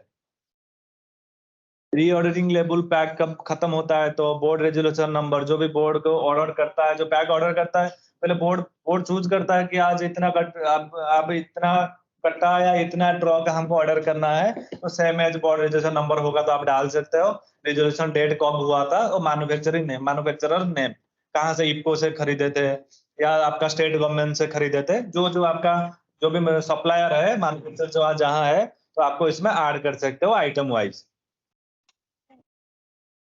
तो उसके बाद असाइन आइटम हो गया, तो ओपनिंग स्टॉक, ये सब करने के बाद इसमें क्या होगा, इसमें गोडाउन चूज करोगे। जब गोडाउन चूज करोगे तो ऑटोमेटिकली प्रोडक्ट के हिसाब से जो हमने आइटम क्रिएट किए, वो आइटम का कितना ओपनिंग स्टॉक है और उसका वैल्यू क्या है, सोसाइटी मार्जिन क्या है, आपको उसमें एंटर करना पड़ेगा। हम गोडाउन चूज करेंगे तो सेम गोडाउन आ जाएगा, गोडाउन क्रिएट किए, तो करने के बाद वो गोडाउन में हमने कितना प्रोडक्ट हमने क्रिएट किए थे, आइटम क्रिएट किए थे, ऑटोमेटिकली शो करेगा। तो उसमें ओनली हमको ओपनिंग कितना क्वांटिटी है, सत्यापन में जो 31/3/23 में जो सत्यापन बकाया है, तो उसका कितना क्वांटिटी है, अमाउंट, उसका अमाउंट कितना है पर पीस का, सेम एज एंटर करना है तो ऑटोमेटिकली शो करेगा। तो उसके बाद सेल रेट, जो हमने जो इसमें क्या है, पर्टिकुलर प्रोडक्ट का, जैसे कि यूरिया, DAP, ये सब का सेल रेट क्या है, तो पर्टिकुलर प्रोडक्ट के हिसाब से हमको सारे प्रोडक्ट का सेल रेट असाइन करेंगे उसमें। उसके बाद सप्लायर क्या है, जहां से हम खरीदते हो, जैसे कि आपने इफको से खरीदते हो, TVS से खरीदते हो, अलग अलग जो भी आपका स्टेट जो है उससे खरीदते हो, आपको सेम है सप्लायर नेम ऐड करना पड़ेगा। सप्लायर नेम क्या है, रीजनल क्या है, ऑटोमेटिकली आ जाएगा, पिन कोड क्या है जहां से खरीदते हो, ऑटोमेटिकली करके सेव कर लोगे। इसीलिए ये आप बोल रहे हो कि इसका तो सप्लायर का तो कुछ नहीं है, तो हम कैसे एंटर करेंगे, इसलिए हमको ERP में आपको इससे सब क्रिएट करना नहीं पड़ेगा। यहाँ से हमने सप्लायर क्रिएट कर लेंगे तो ERP में हमको क्रिएट करना नहीं पड़ेगा। तो उसके बाद असाइन सप्लायर, जो भी हम क्रिएट किए थे, जैसे कि क्रिएट किए थे, तो सेम एज उसमें वो सप्लायर शो करेगा, और सप्लायर जो कॉन्टैक्ट पर्सन नेम आएगा, उसका फोन नंबर आएगा, इसमें आके हम टिक करके सेव कर सकते हैं। क्लियर है सर? जी सर। तो इसी हिसाब से आपको गोडाउन से, एसेसन कोड से, यूनिट से सारा एक एक करके चेक करके ये पूरा आपको लिखा और आराम से आप एंटर कर सकते हो, एक एक करके। यूनिट पहले क्रिएट करेंगे, आइटम मास्टर, असाइन मास्टर, तब ओपनिंग स्टॉक, ये करने के बाद cell rate, supplier, assign supplier, ये सब है मर्चेंडाइज में। ठीक है सर। सेम PDS, इसमें PDS में क्या है, मर्चेंडाइज में तो हमारा GST वगैरह था, कोई पैक GST चढ़ा रहा था, कोई पैक जी इंक्लूडिंग के हिसाब से था, तो जिसका GST होगा तो हम मर्चेंडाइज में GST के हिसाब से वाउचर वाइज मेंटेन कर रहा है, तो हम सेम है GST अमाउंट डालेंगे, GST रेट डालेंगे। जिसका GST के हिसाब से करना है, मैनुअली कर रहा है, तो उसको GST के जगह में 0 ऐड करेंगे। तो उसका PDS सेम है, जैसे कि शॉप मास्टर, उसमें क्या होता था, गोडाउन था, इसमें शॉप मास्टर है, तो सेम है, हम गोडाउन के जगह शॉप मास्टर में क्रिएट करेंगे। यूनिटी मास्टर, उसमें यूनिटी था, इसमें यूनिटी कौन सा कितने केजी के, 1 किलो में बेचते हो या 2 किलो बेचते हो, जो भी आएगा सेम एज कर सकते हैं। Item master definition, item master जब हम आइटम मास्टर करेंगे, बता देता हूँ, जैसे कि शॉप मास्टर में सेम एज गोडाउन जैसा सब हम ऐड कर सकते हो, परचेज पॉइंट क्या है, कितना टन का कैपेसिटी है, सेम इसमें है। तो उसके बाद पीडीएस में जैसे unity master, unity name, base, unity जो भी है, तो उसमें क्लिक करोगे तो ऑटोमेटिकली आएगा यूनिटी कितना मेट्रिक टन जो है, कितना केजी का है। और ऑटोमेटिकली हम जान चुके हैं कि मर्चेंडाइज में कैसा यूनिटी हम ऐड किए थे, सेम एज इसमें है। तब पीडीएस में आइटम मास्टर डेफिनेशन, जो भी हमने जैसे कि जो भी हमने क्रिएट किए होंगे, जो भी हम क्रिएट किए होंगे, बेस रेट कितना किलोग्राम, 1 किलो का हिसाब से ये सब शो करेगा। तो उसके बाद आइटम मास्टर, तो आइटम मास्टर में जो बोट डाउन के हिसाब से कौन सा आइटम है आपको इसमें क्रिएट करना पड़ेगा। तो कार्ड टाइप मास्टर, कोई कार्ड के हिसाब से आपने सेल कर रहे हो तो उसमें कार्ड भी आप ऐड कर सकते हो। और राशन लिमिट पर जो भी, जैसे कि अंत्योदय का इतना लिमिट है और बीपीएल का इतना लिमिट है, जो भी आपका स्टेट में अंत्योदय बीपीएल जो भी जो है, आप उस हिसाब से आपको राशन कार्ड के हिसाब से डिफाइन करना पड़ेगा। उसके बाद सेल प्राइस, जो भी आपने जैसे कि आपका राइस का, चावल का, कोई किरोसिन का, कोई गेहूं का, उसका पर प्रोडक्ट का जो हमने रेट जो भी आइटम मास्टर में क्रिएट किए थे, तो सेल प्राइस को कितने रेट में बेचते हैं, तो 2 रुपए या 1 रुपए है, तो उसमें आपको ऐड करना पड़ेगा। और कहाँ से करते हैं, जो पब्लिक डिस्ट्रीब्यूशन सिस्टम है या जो भी है, आप कहाँ से खरीदते हो, सप्लायर कौन आपको प्रोवाइड करता है, उसको आप ऐड कर सकते हो इसमें सप्लायर में। इतना ही है पीडीएस का। मास्टर डाटा कॉन्फ़िगरेशन में, इसमें एसेट्स में, इसमें क्या है, आपको फिक्स एसेट ऐड करेंगे, बोरोइंग में आपका जो भी लोन प्रोडक्ट डेफिनेशन करेंगे, और एफएस तो लास्ट बताएंगे। लोन जो मेंबर लेवल का क्या क्या हम प्रोडक्ट जो भी आप दे रहे हैं उसका क्या है, स्कीम क्या है, और जो है उसमें ऐड करेंगे। मर्चेंडाइज में आपका जो खाद वगैरह जो है उसको कैसे ओपनिंग स्टॉक का जो ऐड करेंगे उसमें करेंगे। तो सेम एज आपका इन्वेस्टमेंट, ये तो हमारा हो गया। अभी आएंगे इन्वेस्टमेंट में। इन्वेस्टमेंट पैक के पास कौन सी जगह में, कहाँ जगह में आपका इन्वेस्टमेंट किया है। इन्वेस्टमेंट देखिए, इसमें इन्वेस्टमेंट एप्लीकेशन, गवर्नमेंट और सिक्योरिटी ट्रस्ट में पैक ने इन्वेस्ट किया है क्या, शेयर में कहाँ पे शेयर में किया है क्या, टर्म डिपॉजिट एससी में किया है, डीसीसीबी में किया है, तो उसमें करना है। जैसे टर्म डिपॉजिट अदर बैंक में कहाँ पे किया है, जैसे कि एसबीआई या और कोई पे किया है, एसएमएस करना पड़ेगा। एनएससी और केबीपी उसमें किया है क्या, नेशनल स्टॉक, एनएसबी और एसबीबी नेशनल सेविंग सर्टिफिकेट में है या क्या है, कैसा विकास पत्र में, उस हिसाब से आप इन्वेस्टमेंट किए हो तो उसमें भी आप ऐड कर सकते हो। स्टाफ पीएफ भी आप कहाँ से डिपॉजिट कर रहे हो तो बैंक में, तो उसमें भी ऐड कर सकते हो। और अदर इन्वेस्टमेंट में क्या है, और अदर शेयर इन्वेस्टमेंट जो भी है आप उसमें ऐड कर सकते हो एक एक करके। जैसे कि मैं अभी एक शेयर इन अदर कोऑपरेटिव जो इंस्टीट्यूशन है उसमें क्लिक करूंगा, तो उसके बाद इसमें रेफरेंस अकाउंट नंबर, मतलब जो शेयर का जो सर्टिफिकेट नंबर है उसमें इसमें डालना पड़ेगा। बोर्ड रेजोल्यूशन नंबर, वो सर्टिफिकेट पहले जो भी कहाँ पे इन्वेस्ट करता है, पहले बोर्ड उसको सर्टिफाई करता है कि आपको इसमें बोर्ड एग्री होता है कि ये हम शेयर इन्वेस्ट करते हैं। जो पैक का जो एग्री हुआ तो उसी दिन बोर्ड रेजोल्यूशन कोई नंबर होता है, तो सेम एज पैक का बोर्ड रेजोल्यूशन नंबर डाल के डेट क्या है डालते, तो मैंडेटरी नहीं है, आपके पास अवेलेबल है तो आप इसमें ऐड कर सकते हो। जब हम इसमें ऐड करेंगे तो इसमें टर्म इन्वेस्टमेंट है, इसमें शेयर इन्वेस्टमेंट है, क्योंकि अभी हम क्या कर रहे हैं, शेयर अदर कोऑपरेटिव इंस्टीट्यूशन में हम कर रहे हैं, तो इसमें टर्म इन्वेस्टमेंट फॉर्म को हमको फिलअप नहीं करना है, ओनली शेयर इन्वेस्टमेंट डिटेल्स को ओनली भरना है। कितना शेयर था, अलॉटेड शेयर सर्टिफिकेट नंबर जो होगा बैंक ने आपको पूरे प्रोवाइड किया होगा, जहां पे किए होंगे उसको ऐड करना है। नंबर ऑफ शेयर अलॉटेड कितना शेयर किया, उसका वैल्यू कितना है, जो भी आपका 31/3/23 में अवेलेबल है, करने के बाद आप शेयर करोगे। बाई चांस मैं उसको बोलूंगा कि शेयर वैल्यू जो देना है वो टोटल डालना है या पर शेयर डालना है? नहीं टोटल डालना है, जो वैल्यू है 31/3/23 में जो वैल्यू है। ओके ओके, तो सेम है जैसे इसमें हम शेयर में करेंगे। बाई चांस में उसमें टर्म डिपॉजिट है, तो टर्म में जगह हम शेयर नहीं करेंगे, बोले टर्म में डिपॉजिट टाइप या क्यूमुलेटिव या नॉन क्यूमुलेटिव है। सेम है, अकाउंट नंबर होगा पैक का, रिजोल्यूशन डेट भी होगा तो डालना है, नहीं तो नहीं डालना है।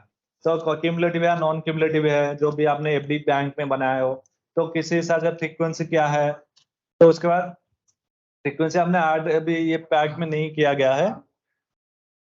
जैसे क्यूमुलेटिव तो हमको एंडिंग में मिलता है, तो नॉन क्यूमुलेटिव क्या है, मंथली या जो हिसाब से फ्रीक्वेंसी के हिसाब से मिलता है।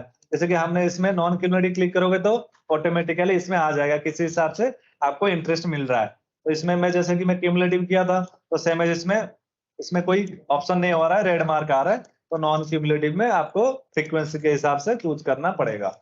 तो उसके बाद इन्वेस्टमेंट डेट, कब जो इन्वेस्ट आप जो एफडी जो बनाए थे बैंक में और कब था, आपके पास बहुत पुराना होगा, नहीं तो आप 31/3/23 ऐड कर सकते हो। और के बाद आपके जो भी आपने बनाए होंगे एफडी वगैरह, आपके पास सर्टिफिकेट भी दिया होगा बैंक ने, तो उसमें तो पूरा लिखा होगा कि क्या है। तो उसी हिसाब से आपके पास प्रॉपर रिपोर्ट है तो आप इसमें ऐड करना पड़ेगा इन्वेस्टमेंट डेट।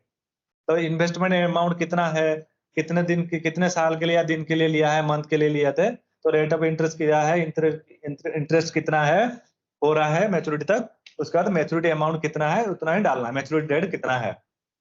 करेक्ट है सर? तो डाउट है इसमें इन्वेस्टमेंट में? नहीं सर।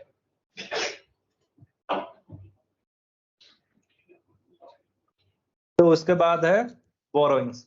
हमने बोरोइंग्स में प्रोडक्ट डेफिनेशन कर दिए, लेकिन उसमें तो हमने कोई अकाउंट मेंशन नहीं किए थे कि इस अकाउंट का इतना है, वो अकाउंट का इतना है, 2-3 जैसे कि एमटी के अकाउंट का। इसमें क्या होगा, बोरोइंग्स में अकाउंट क्रिएट करेंगे और डिसबर्समेंट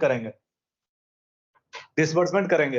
अकाउंट क्रिएशन में क्या होगा, जैसे कि हमने प्रोडक्ट केसीसी है, एमटी है, मेरे पास में केसीसी का अकाउंट है, एक अकाउंट होगा तो एक करना है, 2-3 अकाउंट आपका आउटस्टैंडिंग बचा होगा तो 31/3/23 में सेम एज आपको क्रिएट करना है। ये लोन एप्लीकेशन डिटेल्स भरना है, तो पर्पज है ऑलरेडी केसीसी में क्या क्या पर्पज के लिए आपने लोन लिए थे, पूरा टोटल इसमें ऐड कर देना है। सोसाइटी लोन नंबर, जो बैंक से जो लोन लिया था उसका लोन नंबर क्या है, उसका और एप्लीकेशन डेट। बहुत आपके पास एप्लीकेशन डेट नहीं हो तो 31/3/23 आप ऐड कर सकते हो इसमें।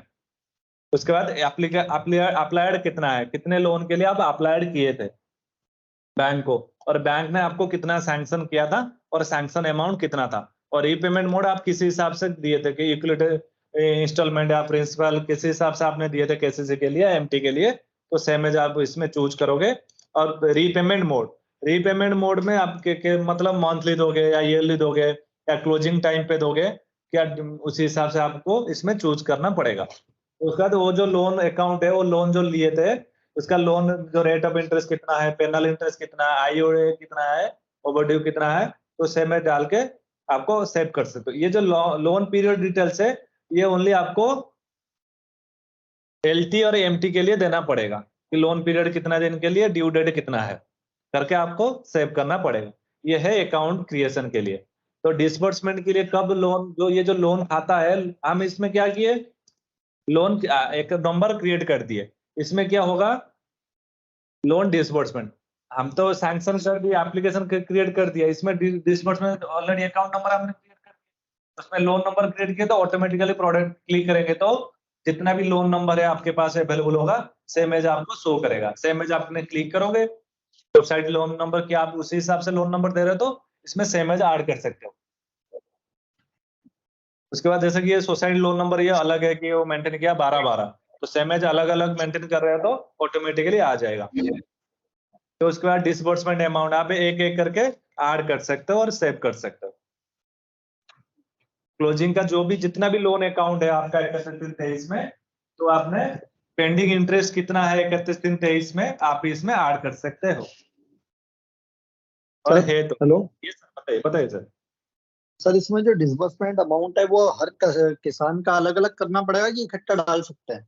आपने डीसीसीबी में कितना, एक आपके पास 4-5 अकाउंट होगा नॉर्मल केसीसी के ऊपर और एक ही अकाउंट होगा, आप जो मेंटेन कर रहा है डीसीसीबी में उस अकाउंट का चढ़ाना है सर, ये मेंबर लेवल नहीं है।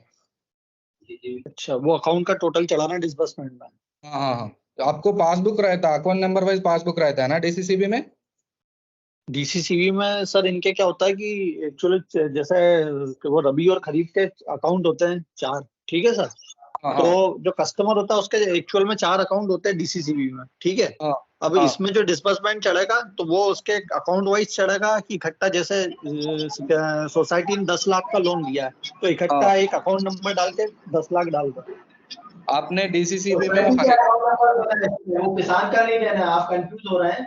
जो सोसाइटी सही ने बात। डीसीसीबी से लोन लिया है वो दिखाना है यहाँ। ठीक सही है है, ठीक है। ठीक, कंटिन्यू। सेम एज आपको उस हिसाब से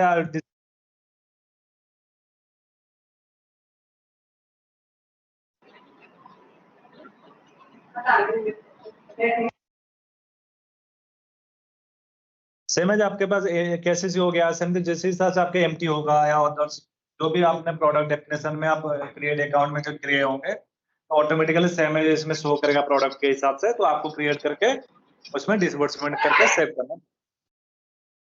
तो उसके बाद इसमें गवर्नेंस है। गवर्नेंस क्या है? बोर्ड ऑफ डायरेक्टर और एम्प्लॉय डिटेल्स। इसमें क्या, हम बोर्ड ऑफ डायरेक्टर में जब क्लिक करेंगे तो इसमें क्या, इलेक्टेड मेंबर जैसे नॉमिनेटेड मेंबर। इलेक्टेड मेंबर एक ही पर्सन होता है, जैसे कि आपका अध्यक्ष है, जो भी अध्यक्ष है, हाँ प्रेसिडेंट जो चेयरमैन है उनका आएगा इलेक्टेड मेंबर और प्रेसिडेंट होंगे। और उसके बाद नॉमिनेटेड मेंबर, कौन कौन मेंबर आप जो प्रेसिडेंट को नॉमिनेट किए तो उस हिसाब से आपको भरना पड़ेगा। पूरा सेम है, क्लियर। आप इसमें ऐड करोगे तो इलेक्टेड या नॉमिनेटेड करके आपने उसको चूज करना पड़ेगा। ऑलरेडी एडमिशन नंबर उनके पास होगा पैक में, एडमिशन नंबर हो, एडमिशन मेंबर एडमिशन हुआ तो तब जाके इलेक्टेड हो सकते हैं या नॉमिनेटेड हो सकते हैं। Same as admission number click करोगे तो उनका नाम ऑटोमेटिकली आ जाएगा। तो डेजिग्नेशन क्या है कोई अलग होगा तो आप इसमें ऐड कर सकते हो। प्रेसिडेंट है या जो भी है वाइस प्रेसिडेंट है, सेम एज ऐड करके पूरा डिटेल्स भर के सेव कर सकते हो। नॉमिनेटेड होगा तो उसमें ऐड कर सकते। जैसे हमने एम्प्लॉय डिटेल्स, एम्प्लॉय डिटेल्स में इसमें क्या, हम बताइए। तो वो क्या उसमें सिग्नेचर और फोटो भी दिखा रहा था जो अभी आपने ओपन किया था। आपके पास सिग्नेचर फोटो अवेलेबल है तो आप ऐड कर सकते हो, इसमें कुछ इश्यू नहीं है। ओके, अदरवाइज छोड़ सकते हैं। हाँ, अदरवाइज छोड़ सकते जो हैं। भी आप लोग मेंटेन कर रहा है तो नहीं तो आप जैसे कि इसमें क्या है, एम्प्लॉय डिटेल्स। जब एम्प्लॉय डिटेल्स में जाएंगे, पैक के अंडर में जो जो एम्प्लॉय काम कर रहे हैं उनका डिटेल्स भरेंगे। जैसे कि कोई अकाउंटेंट है, कोई सचिव है, कोई अंकित है, तो सेम एज हम उनको भर सकते हैं। एम्प्लॉय कोड क्या है, एम्प्लॉय का नेम क्या है, उनका फादर डिटेल्स जो है, डेजिग्नेशन क्या है, अकाउंटेंट है या अटेंडर है या कैशियर है, उसी हिसाब से आपको भरना पड़ेगा। भर के एम्प्लॉय टाइप क्या है, परमानेंट है या टेम्पररी है, तो इसमें चूज करके सर्विस है कोई है तो उस हिसाब से करके आपको सेव कर सकते हो। तो ये होने के बाद अभी पेबल रिसीवेबल में हम ऐड नहीं किए, हम डायरेक्ट जो भी काम करेंगे एफएस में भी काम करेंगे। तो इसमें क्या करेंगे, ऑलरेडी मैं बताया था आपको, लास्ट में एफएस के बारे में बताऊंगा, फाइनेंशियल अकाउंटिंग सिस्टम। ये जो है सर ये पेबल ओपन नहीं हो रहा है शायद। जी सर, आप लोग वहाँ पे पेएबल अगर मेंबर लेवल पोस्ट करेगा तो हम इधर एनेबल करेंगे सर। आप एपीआर में अगर कॉन्फ़िगर किया हमारे पास रिसीवेबल पेएबल हम मेंटेन कर रहा है तो इधर एनेबल होगा सर। सर वो तो दिखाना तो पड़ेगा क्योंकि बैलेंस शीट में उनके बैलेंसेस हैं। वो सारी रिपोर्ट्स मिल जाएगा सर आपको वहाँ पे, जो आपने डीसीटी एंटर किया ना, जो आपने बैलेंस इंटरेस्ट कितना एंट्री किया और डिपॉजिट्स में कितना पेड पेएबल कितना ऐड आया, वो पूरा रिपोर्ट्स आपको मिल जाएगा। सर नहीं, मैं ये बोल रहा हूँ जो रिसीवेबल पेबल जो हेड है, इसमें हेडिंग है, उनमें डाटा कैसे फिल होगा थोड़ा सा बताएंगे आप? वो अपने आप आएगा सर। आप डीसीटी एंट्री किया ना, लोन्स में लास्ट में आउटस्टैंडिंग बैलेंस आउटस्टैंडिंग इंटरेस्ट नाम से कुछ दिखा है सर आपको? सर वो नहीं, जो इन्होंने वेंडर का भी ड्यूज है ना इनका, जो इनको रेंट लेना है या रेंट देना है, वो क्रेडिटर मटेरियल जो परचेज किया उसके भी डिटेल क्रेडिटर थे इनके रिसीवेबल पेबल। रिसीवेबल जो इधर रिसीवेबल पेएबल है ना सर, ये मेंबर रिलेटेड है, पैक और मेंबर रिलेटेड, ठीक है। और जो सोसाइटी के रिसीवेबल पेबल होंगे वो आपको एफएस में क्रिएट करना पड़ेगा पर हेड के हिसाब से, क्योंकि पैक सॉफ्टवेयर को तो पता नहीं कौन सा रेंट के लिए। किस चीज का रिसीवेबल पेएबल सर सोसाइटी का? तो सोसाइटी भी रिसीवेबल पेबल जो मटेरियल उसने परचेज किया है उसका रिसीवेबल पेबल हो सकता है ना सर? तो आवाज क्लियर नहीं आ रही सर, कौन सा परचेज? जो मटेरियल उसने परचेज किया है उसका डेटर क्रेडिटर हो सकता है ना सर? वो सन्ड्रे क्रेडिटर डेबिटर अभी एफएस को शुरू करेंगे ना सर, अभी उसको सारी क्लियर हो जाएगा आपको। ओके ठीक है। हाँ 5 मिनट रुक लीजिए, पूरा अभी पूरा इधर बैलेंस शीट भी है आपका जो एमपी का, पूरा आपको समझा दूंगा, ठीक है? ठीक है सर।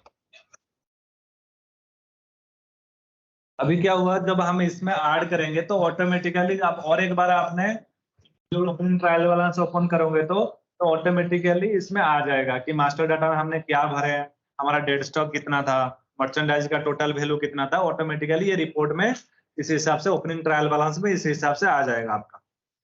जैसे कि हमने कैसे से बोरोइंग जो था तो सेम एज इसमें आ जाएगा। तो उसके बाद क्या करेंगे, एफएस में जाएंगे। एफएस में क्या होगा कि जो भी आपका रिसीवेबल पेबल आपने बता रहे थे, अदर लायबिलिटीज अदर एसेट्स, इसमें देखिए लायबिलिटीज एसेट्स इनकम और एक्सपेंडिचर है, क्योंकि बैलेंस शीट हमारा लायबिलिटीज और एसेट्स के हिसाब से बनता है, तो इसीलिए इनकम और एक्सपेंडिचर का काम इसमें नहीं है, ओनली एसेट्स है और लायबिलिटीज है। बैक का एसेट्स में कौन सा हेड है, हमने already member level data fill up कर दिए, मेंबर लेवल में अमाउंट आ गया, आपका बैलेंस शीट में भी मेंबर लेवल हो गया, तो हमको मेंबर लेवल देखना नहीं है। मेंबर लेवल जो हेड है बैलेंस शीट में उसको छोड़ करके जो भी बचेगा मेंबर लेवल और इन्वेस्टमेंट, जैसे कि डेड स्टॉक वाला और आपका इन्वेस्टमेंट बोरोइंग, ये सब को छोड़ के, क्योंकि ऑलरेडी हमने कैप्चर कर दिए। और एफएस में क्या होगा, जो भी रेस्ट बचेगा इन सब के बारे में, इन सब अलग वो हमको इसमें क्रिएट करना है। इसमें क्या है कि इसमें देखो लायबिलिटीज है, कैपिटल है, ये मेंबर लेवल का हिस्सा है, पेड ऑफ कैपिटल इंडिविजुअल, ये रिजर्व फंड, पैक ने कहां से रिजर्व फंड लिया है।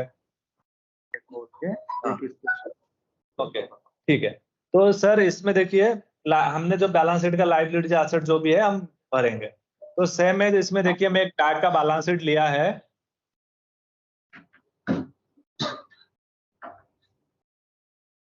तो इसमें जो भी एक पैक का हमने बैलेंस शीट लिए है, तो इसमें क्या है, जो हाथ में नगदी, हाथ में नगदी मतलब आपका कैश इन हैंड है 31/3/23 का जो भी क्लोजिंग है और 1/4/2023 का जो भी ओपनिंग है, हमको एक एक करके ये सारे को बनाना पड़ेगा। तो पहले हमारा लायबिलिटीज है ऊपर, तो पहले मैं लायबिलिटी तो एसेट साइड था, तो इसलिए मैं लायबिलिटी स्टार्टिंग में बता देता हूँ आपको जी। जैसे कि हमने ये क्या है, सदस्य के अंश जो हिस्सा है, मतलब जो हिस्सा अमाउंट है ऑलरेडी में बैलेंस शीट में हमने मेंबर लेवल में ऐड कर दिए थे, उसमें हम बाई चांस कोई होगा तो हमको पार्किंग अकाउंट में क्रिएट करना है। ओके, तो ये है शासन अंश, मतलब सरकार का गवर्नमेंट हिस्सा। तो गवर्नमेंट हिस्सा तो हमको एंटर करना पड़ेगा, तो उसके लिए हम कहाँ एंटर करेंगे, इसमें लायबिलिटीज है, लायबिलिटीज में other paid of capital, other होगा तो अदर में जाएगा, और गवर्नमेंट में सरकार में इसमें लिखा है, तो क्लिक करके इसमें क्या होता है, आपने राइट क्लिक करोगे क्रिएट ऑप्शन आएगा। जब आप क्रिएट ऑप्शन में जाओगे तो इसमें दो शो करता है, लेजर और अकाउंट। हम जो भी हमने हेड क्रिएट करेंगे तो उसमें हमने अकाउंट में क्रिएट करेंगे, तो अकाउंट में क्रिएट कभी भी हमने लेजर में नहीं मराना है, ऑलवेज हमें अकाउंट में क्रिएट करना है। जब हम अकाउंट में क्रिएट करेंगे तो अकाउंट का नेम डालेंगे, ऑटोमेटिकली रीजनल नेम आ जाएगा। तो उसमें कितना 23 में ये जो हेड है ये कितना है, सरकार में कितना है,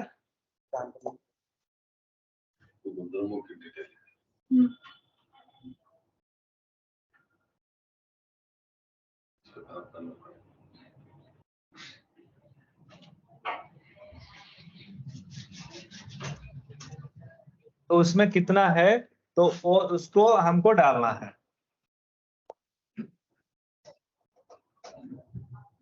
करके क्रिएट करना है।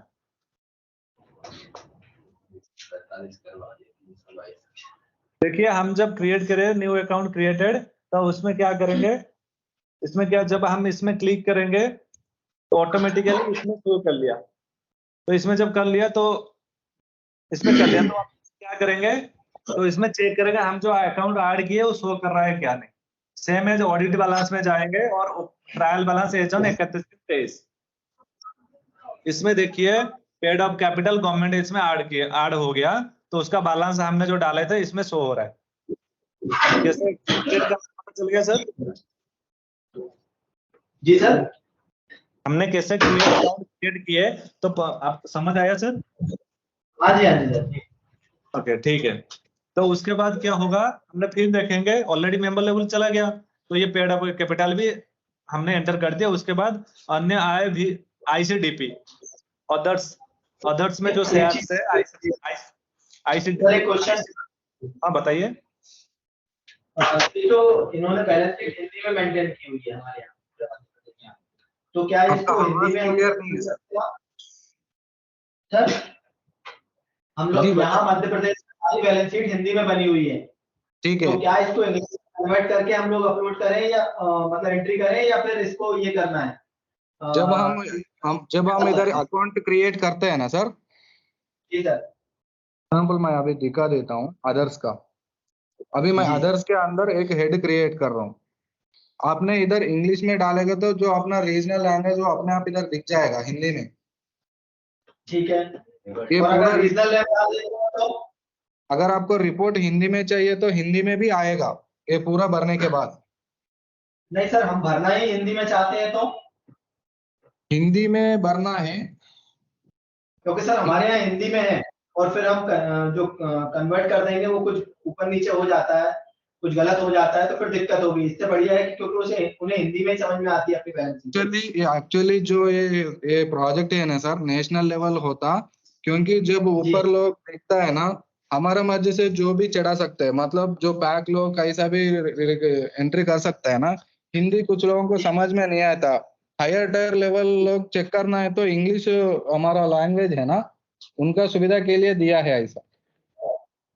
अच्छा, आप गूगल में क्लिक पर गूगल में पेश करेगा तो दिख जाएगा। अगर इतना टिपिकल, मेरे ख्याल से इतना डिफिकल्ट इंग्लिश नहीं है इसमें। आपने जो बैलेंस शीट में इधर पढ़ रहा है ना, क्या है ये मेंबर लेवल शेयर, ये चढ़ाने की जरूरत नहीं है।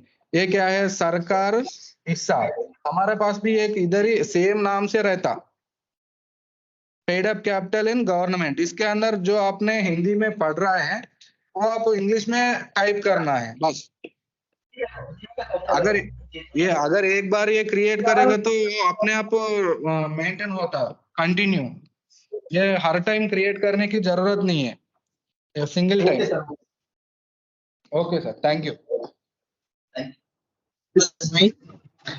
हेलो, आवाज आ रही है मेरी? हाँ आ रही है सर। मैं ये जानना चाह रहा था, आप जो बोल रहे हो कि जी। अगर कोई हेड का जानकारी पहले से भरा हुआ है, लाइक जो इंडिविजुअल शेयर्स हैं वो तो इंडिविजुअल मेंबर्स के उसमें डले हुए हैं। जी सर, सही बात है ना, तो हाँ। वो अपने आप से यहाँ पे उठ के आएगा या उसको भी? अपने आप ही आएगा सर, मैं इसीलिए ये भरने से पहले दिखा दिया है। ये एंट्री आपने डीसीटी में किया, वो तो सर वो आ रहा है फिल होके, जो हमने डीसीटी में एंट्री की हुई है वो ऑटो फिल आता है इसमें। ठीक, सही है सर जी, सही बात। Great. Member basically the remaining fields are to be updated from the balance sheet. Yes sir, जो भी छूटा है, जो भी छूटा है, they will be added here. Yes sir, exactly correct. अभी जो भी है हमारा लायबिलिटी और असेट्स इधर दिख रहा है, हमारा बैलेंस शीट में भी वैसे दिखता। कैपिटल के अंदर जो जो हेड्स इधर है वो कैपिटल के अंदर बनाना। ये कैपिटल के अंदर 3 हेड्स है उनका बैलेंस शीट में। फॉर एग्जांपल हम ये पैक लिया है, इसके अंदर 3 हेड्स है। कैली ये मेंबर लेवल है, ये गवर्नमेंट के अंदर हिस्सा है, ये अदर आईसीडीपी नाम से कुछ हिस्सा है उस उधर में, इसलिए वो अदर्स के अंदर बनाया।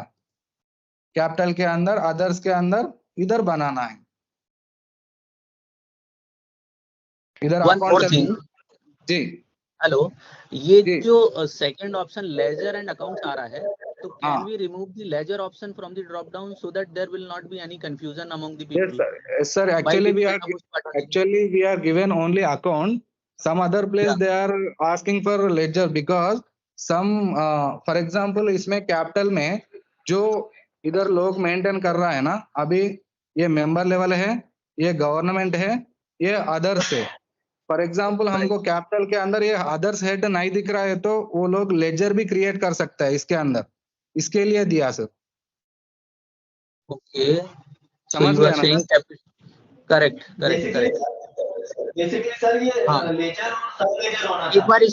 एक बार इसको फिर से रिपीट कर दीजिए। What you are saying is capital के अंडर में if people are able to see the 3 option और उसके बियॉन्ड भी कोई 4th ऑप्शन है तो they can also create that ledger. Yes sir, exactly. Yes sir, exactly correct. ठीक है, गॉट इट। हाँ, ये पूरा जो आपने 1 2 3 4 जैसा इधर बैलेंस शीट में लायबिलिटी के तरफ है, हमारा सॉफ्टवेयर में भी वैसा रहता। कैपिटल के अंदर रिजर्व्स एंड फंड्स, जो आपने आपके पास रिजर्व फंड के कितना है, एग्रीकल्चर रिलेटेड कितना है फंड्स, कैपिटल रिजर्व फंड्स कितना है, dividend equalisation fund, building fund, जो भी अपना बैलेंस शीट में हमने भरा है इधर ये उधर इसमें देख के इधर अपडेट करना है sir. Same process for all, जिसके अंदर जो हेड किसके अंदर आना है वो एक बार बैलेंस शीट में देख के इसके अंदर हेड क्रिएट करना है। सर ये रिजर्व फंड तो आप ऑलरेडी क्रिएट कर चुके हैं, तो उसका ओपनिंग बैलेंस डायरेक्ट डाल सकते हैं क्या? हाँ, इधर रिजर्व फंड है ना, रिजर्व फंड के नीचे क्रिएट करना है, क्योंकि ये सबके लिए है सर, पूरा स्टेट के लिए है ना। अगर इसी के अंदर अपडेट करेगा तो सबको यही दिखेगा, इसलिए इसके अंदर एक हेड क्रिएट करना है। ये uniform for all. Okay, we can create under this account, then we have to update the opening balance. Okay, Jitendra will continue next. One more question. In Yes, sir. case जो member level का share capital है, suppose share capital की if we talk about share capital, तो the sum of the member share is say 10 lakh, Okay, yes. and in balance sheet the share capital for the individual is given as a different figure than the 10 lakh. Got it sir, got it. इसके अंदर आप बनाना है final audit report के हिसाब से इतना difference आया बोल के हेड अच्छा से समझाना हमको। Okay, so basically then at that point of time suppose करिए मेंबर का सम जो था वो 10 लाख Yes. है Yes, और sir. बैलेंस शीट में 12 लाख है, तो then Yes, sir. Additional 2 lakh has to be created here. Yes sir. Okay, and अगर कम है इधर बैलेंस शीट में, उधर मेंबर में ज्यादा रहता है, फिर अगर वो जो ऑडिटर उधर मेंटेन कर रहा है उनको नेगेटिव में कुछ प्रॉब्लम नहीं है तो इधर नेगेटिव भी अपडेट कर सकता है सर। अगर वो नेगेटिव मना करेगा तो सन्डे डेबिटर के अंदर क्रिएट करना। अगर समझ गया ना सर मैं क्या बोलना चाह रहा हूँ? Not very much. Actually for दो केस हो सकते हैं। हाँ, फॉर एग्जाम्पल इधर 67 लाख है एग्जाम्पल सर, हमको 69 लाख मिला, करेक्ट, तो 2 लाख फिर देना है मेंबरों को, राइट। इसीलिए हम इधर माइनस में अपडेट करने के ऑप्शन अगर कुछ लोग मेंटेन कर सकते हैं, कुछ लोग नहीं मेंटेन करेगा। अगर पॉजिटिव होगा तो पॉजिटिव इधर डायरेक्टली चढ़ा सकते हैं सर, डिफरेंस पॉजिटिव होगा तो बैलेंस शीट और member level. Positive in the sense member का ज्यादा है बैलेंस शीट में कम है। हाँ यस, नहीं सर रिवर्स बोला आप। हाँ, फॉर एग्जाम्पल इधर 10,000 है, बैलेंस शीट में 10,000 है। ओके, मेंबर लेवल 8,000 आया, ओके, डिफरेंस 2,000 प्लस में रहता है ना सर। हाँ, समझ गया ना सर? ओके, हाँ, बैलेंस शीट माइनस एक्चुअल वाला, balance sheet minus member level, कभी भी हम ऐसे करना है sir. Okay, balance sheet amount minus member level. अगर उन्होंने 12,000 मिला हमको मेंबर लेवल, राइट, 10,000 माइनस 12,000 होगा तो माइनस 2,000 होगा ना। करेक्ट। अगर उन लोगों को कोई प्रॉब्लम नहीं है, क्योंकि कैपिटल के अंदर बनाएगा तो हमको इधर ही दिख जाएगा सर डिफरेंस अमाउंट भी। अगर हमने डेबिटर के अंदर बनाएगा तो इस डेबिटर के अंदर आएगा, इधर बनाएगा वो हेड।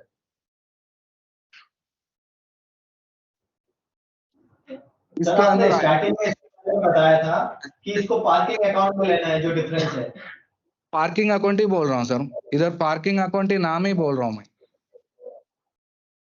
तो हमें यहाँ पार्किंग अकाउंट क्रिएट करना है या ऑडिट करते टाइम बैलेंस शीट में पार्किंग अकाउंट आता है वहां देना है?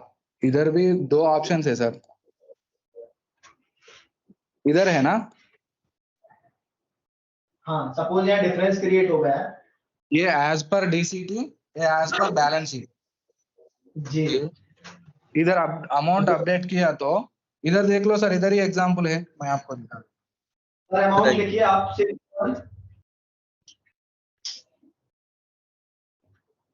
ठीक है, इधर as per balance sheet update किया, जो डिफरेंस अमाउंट है इधर आया।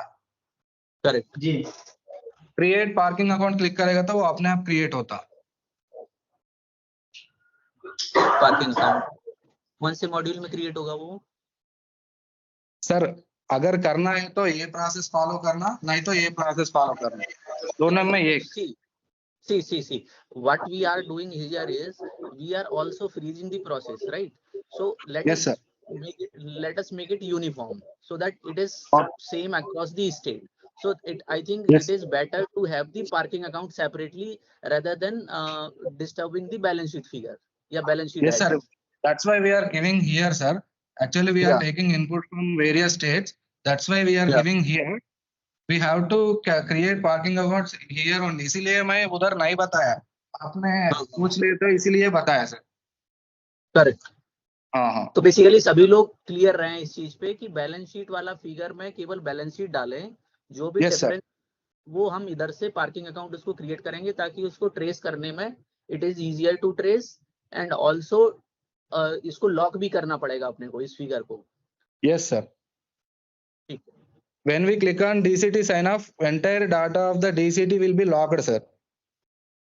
Okay. Then we go to ERP, where we have to enter daybook data entries in the financial year from 1/4/23. 1st April 23 to current date, right? As on date. Yes, sir. Okay. But suppose Yes, sir. उसके बाद sign of के बाद we find that there are some differences on the accounts, फिर उसके लिए अपन को क्या करना पड़ेगा? क्योंकि Sir, that जो is something which will formality be है- very practical.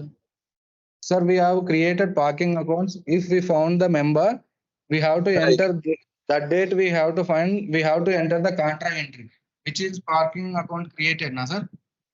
हाँ। उसी समय हम पार्किंग अकाउंट जो हेड क्रिएट किया उसी को सिलेक्ट करके एंट्री करना पड़ेगा।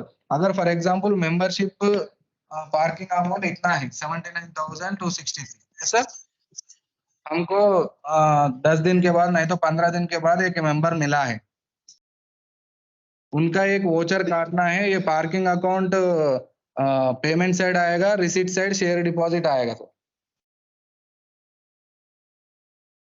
एक बार फिर से एक्सप्लेन कर दीजिए, एक बार फिर से बताइए इसको। जो हमने ERP में डाटा एंट्री कर रहा है, हमको 10 दिन के बाद एक मेंबर मिला हिस्सा में, ठीक है सर? उनका उनका एक एंट्री पास करना है डे बुक में। क्या है? रिसीट साइड, डे बुक मतलब रिसीट एंड पेमेंट रहता है सर, ठीक है? ये ट्रांसफर एंट्री बोलना। रिसीट साइड क्या होगा? मेंबर शेयर कितना उनका ओपनिंग है उतना चढ़ाना। उसके पेमेंट साइड जो पार्किंग हेड हमने क्रिएट किया उसी हेड को सेलेक्ट करना। जब ERP ट्रेनिंग होता है ना सर, वो हम अच्छे से समझा देंगे sir. In that case also there can be two situations. One situation can be that some members share capital is registered there but he or she does not hold any share, and another case can be there is some member whose share capital is missed, so that has to be added, so that has to be adjusted accordingly, right? Yes sir, yes sir. Okay, Exactly. Shall we continue sir? Other yeah. Already हमने बता दिया। अपनी team, Arjun जी अपनी team को यहाँ तक कोई question तो नहीं है यहाँ पे? नहीं यहाँ क्योंकि लेट ज्वाइन कर पाया तो यहाँ से तो क्वेश्चन नहीं है, हम लोग कंटिन्यू क्वेश्चन पूछ रहे हैं अगर कोई इश्यूज है। Okay great, thank you.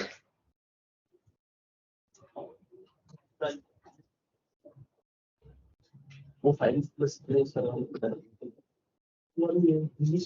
देखिए आपका मेंबर लेवल का जो भी ना, सॉरी मेंबर लेवल तो हो गया था। तो ये जो सरकार और अन्य ICDP फंड ये होने के बाद सेमेज ऑलरेडी बीने सर ने बता दिए कि आपका जो रिजर्व फंड है आपको कहाँ जगह में क्रिएट करना है। ये आपका कृषि ऋण, ये आपका रिजर्व निधि, भवन निधि, ये ऑलरेडी हमारे पास ये ग्रांट जो रिजर्व फंड में ये सब हेड है। तो उस हिसाब से उसके अंदर ये लेजर है, तो उस हिसाब से हमको हेड क्रिएट करके अकाउंट क्रिएट करके आपको ओपनिंग बैलेंस अपडेट करना है। लायबिलिटी तरफ जो भी हेड्स है आपका बैलेंस शीट में वो पूरी इधर दिख जाएगा, ये पूरे इधर अपडेट करना है सर।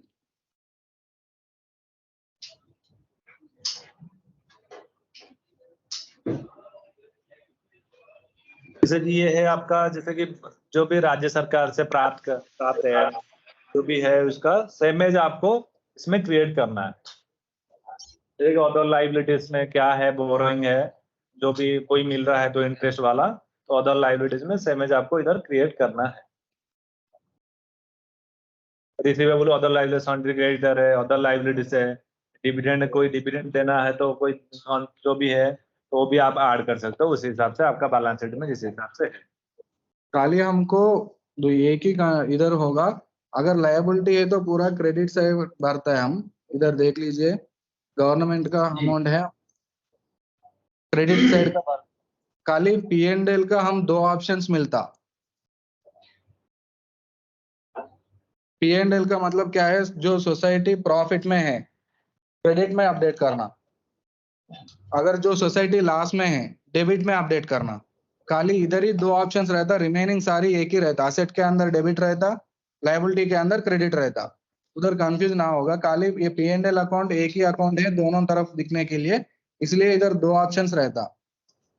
फिर से बोल रहा हूँ, सोसाइटी प्रॉफिट में है तो क्रेडिट साइड अपडेट करना, अगर लॉस में है तो डेबिट साइड अपडेट करना। ओके अक्यूमुलेटेड अमाउंट यस जो भी इधर हेड्स है उसके अंदर आप कोड लीजिए तो पूरा समझ में आ जाएगा, इतना टफ तो नहीं है। और एक एक हेड भी एक्सप्लेन करना है सर, क्लियर सर पूरा। ये पूरा जो आपने बैलेंस शीट है इसमें देख के फिल करना, उसके बाद ओपनिंग ट्रायल बैलेंस निकालना है, इधर अमाउंट्स मैच होना, ग्रैंड टोटल्स, लायबिलिटी और असेट्स, तब ये पूरा काम हो चुका है बोल के हमारा डिसीजन।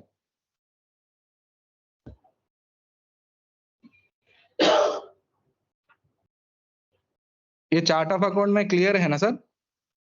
हाँ जी sir. Basically, chart of account is nothing but creating the balance sheet again, right? Yes sir, exactly. Right.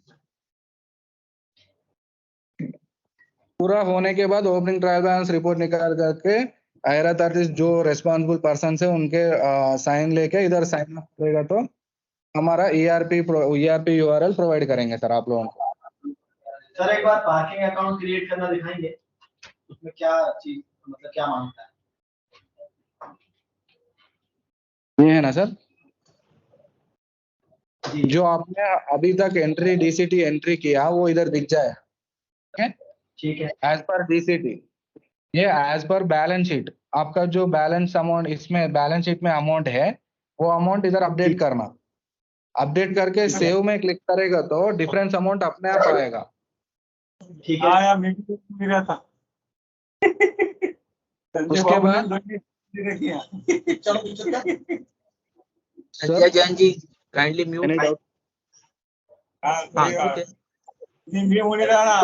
ठीक है, म्यूट कर दीजिए। संजय जैन कौन है, इनको म्यूट कर दें।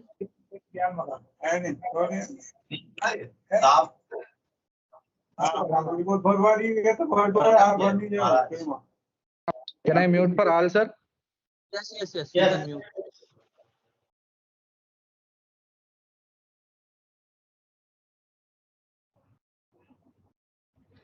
Clear sir, audit opening balances अगर बोलना है तो सर आप एक अनम्यूट कर सकते हैं, मैंने पूरा म्यूट कर दिया। मैं अनम्यूट हूं, आप बताइए। एनी डाउट्स है तो आप पूछ लीजिए सर, हम जवाब दे देंगे। सर वो पार्किंग अकाउंट क्रिएट करना आप बता रहे हैं? हाँ इधर ही है सर, खाली हम ऑडिट बैलेंस इधर एंट्री करके सेव में क्लिक करना, उसके बाद डिफरेंस अमाउंट इधर आएगा, इधर क्रिएट पार्किंग अकाउंट नाम से एक बटन है ना जी, इसमें क्लिक करेगा तो सारी जो आपने अपडेट इधर किया डिफरेंस अमाउंट वो अपने आप क्रिएट होगा, इसमें क्लिक करेगा तो। ओके, और वही ट्रायल बैलेंस में पार्किंग अकाउंट के नाम से शो हो जाएगा, राइट? हाँ पार्किंग अकाउंट नाम से शो हो जाएगा। इसको जो पार्किंग अकाउंट्स क्रिएट होंगे वो इंडिविजुअली हर एक हेड का होगा या there will be module wise होगा सर, मॉड्यूल वाइज होगा। ओके, कैपिटल के एक, डिपॉजिट्स को एक, लोन्स को एक, ऐसा मॉड्यूल वाइज होगा। राइट, जो वहां पे मॉड्यूल्स दिख रहे हैं उसी मॉड्यूल के, लाइक 7 मॉड्यूल्स, अगर बिल्कुल differences sir, are there in 7 modules, 7 parking accounts will be created. Yes sir, yes sir. Okay, और उसमें पार्किंग अकाउंट में भी कुछ एडिट वगैरह का ऑप्शन रहेगा क्या?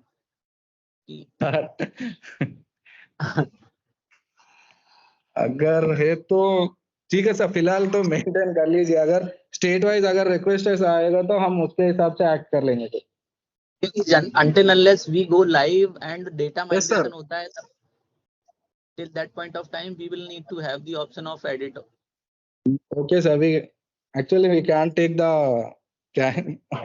decision sir. We have to ask our Yes, higher no problem, authority. no problem, no problem, no problem. जो भी है आप मेल the कर final- लीजिए तो उसके हिसाब से एक्ट कर लेंगे sir. Yes, yes, because the final picture will be clear after the migration audit only. Yes sir. सारे सर सब लोगों को पूरा समझ में आया ना?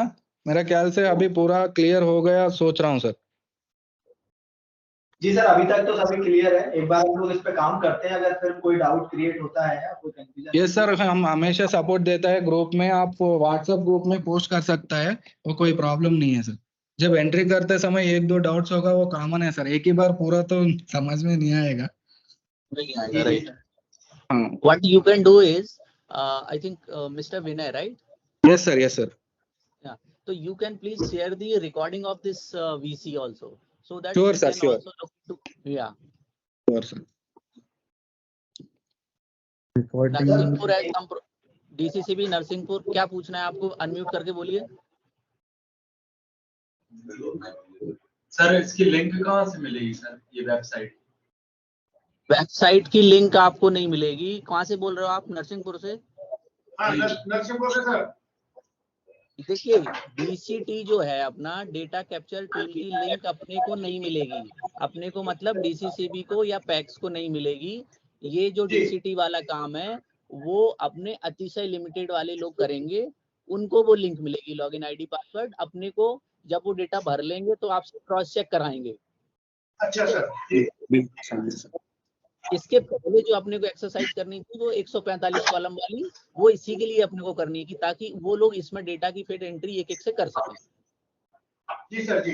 ठीक है, ओके सर, थैंक यू। और किसी का कोई डाउट तो नहीं है? हेलो हाँ जी सर, एक चीज, अभी हम लोग गोदरमो को लॉगिन कर रहे हैं तो वो लॉगिन हो नहीं रहा है, वो डायरेक्ट ERP पे जा रहा है। तो आप लोगों ने कुछ वैकेंट से किया हुआ है क्या इसमें? सर एक्चुअली आप लोग माइग्रेट करने के लिए हमको बोला ना सर, वो हम किया थे। आपको जैसा पुराना होगा वैसे आ जाएगा सर। अभी DCT जाएगा, हम अपडेट कर देंगे आपको। कल ही इसी पैक को किया, बैलेंस शीट आपने भेज दिया ना, इसीलिए। सर दूसरा, अभी DCT में लोन की एंट्री नहीं हो रही है, तो वो आप बताएंगे या किसी और से कांटेक्ट करना पड़ेगा?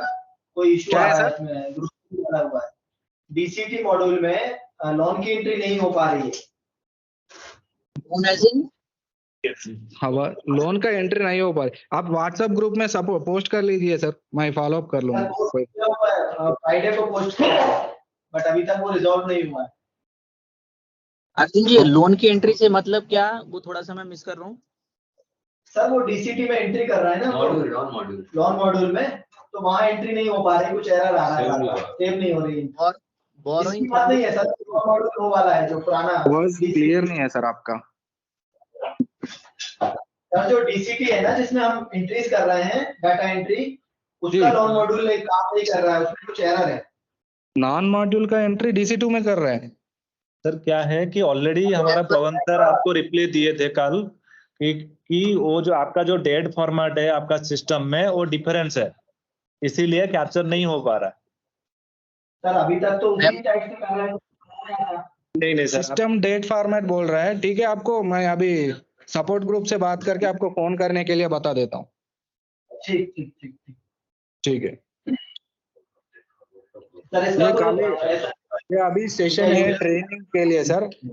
जो ट्रेनिंग हमने दिया है ये पूरा सबको समझ में आया है नहीं, एक बार आप कंफर्म कर लीजिए तो हम।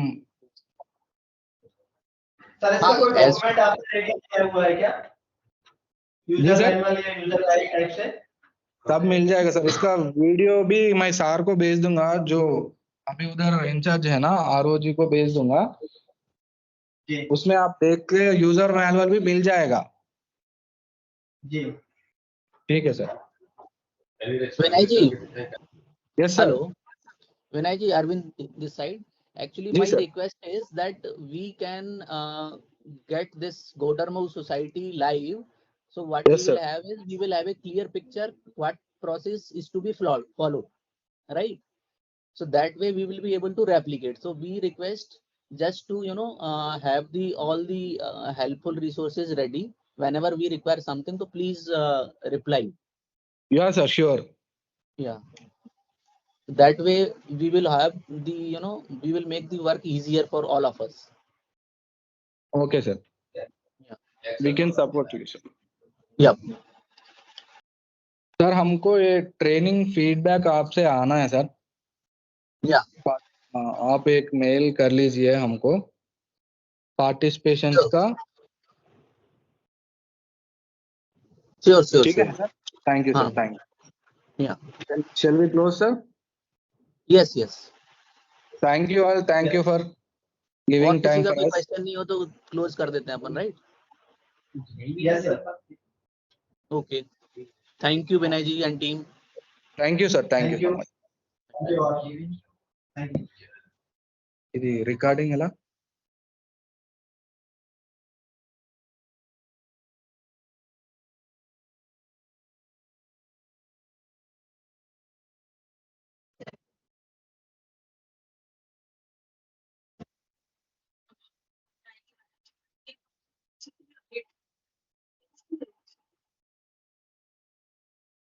इसी टीम में अपन 2 एंट्री कर रहे हैं।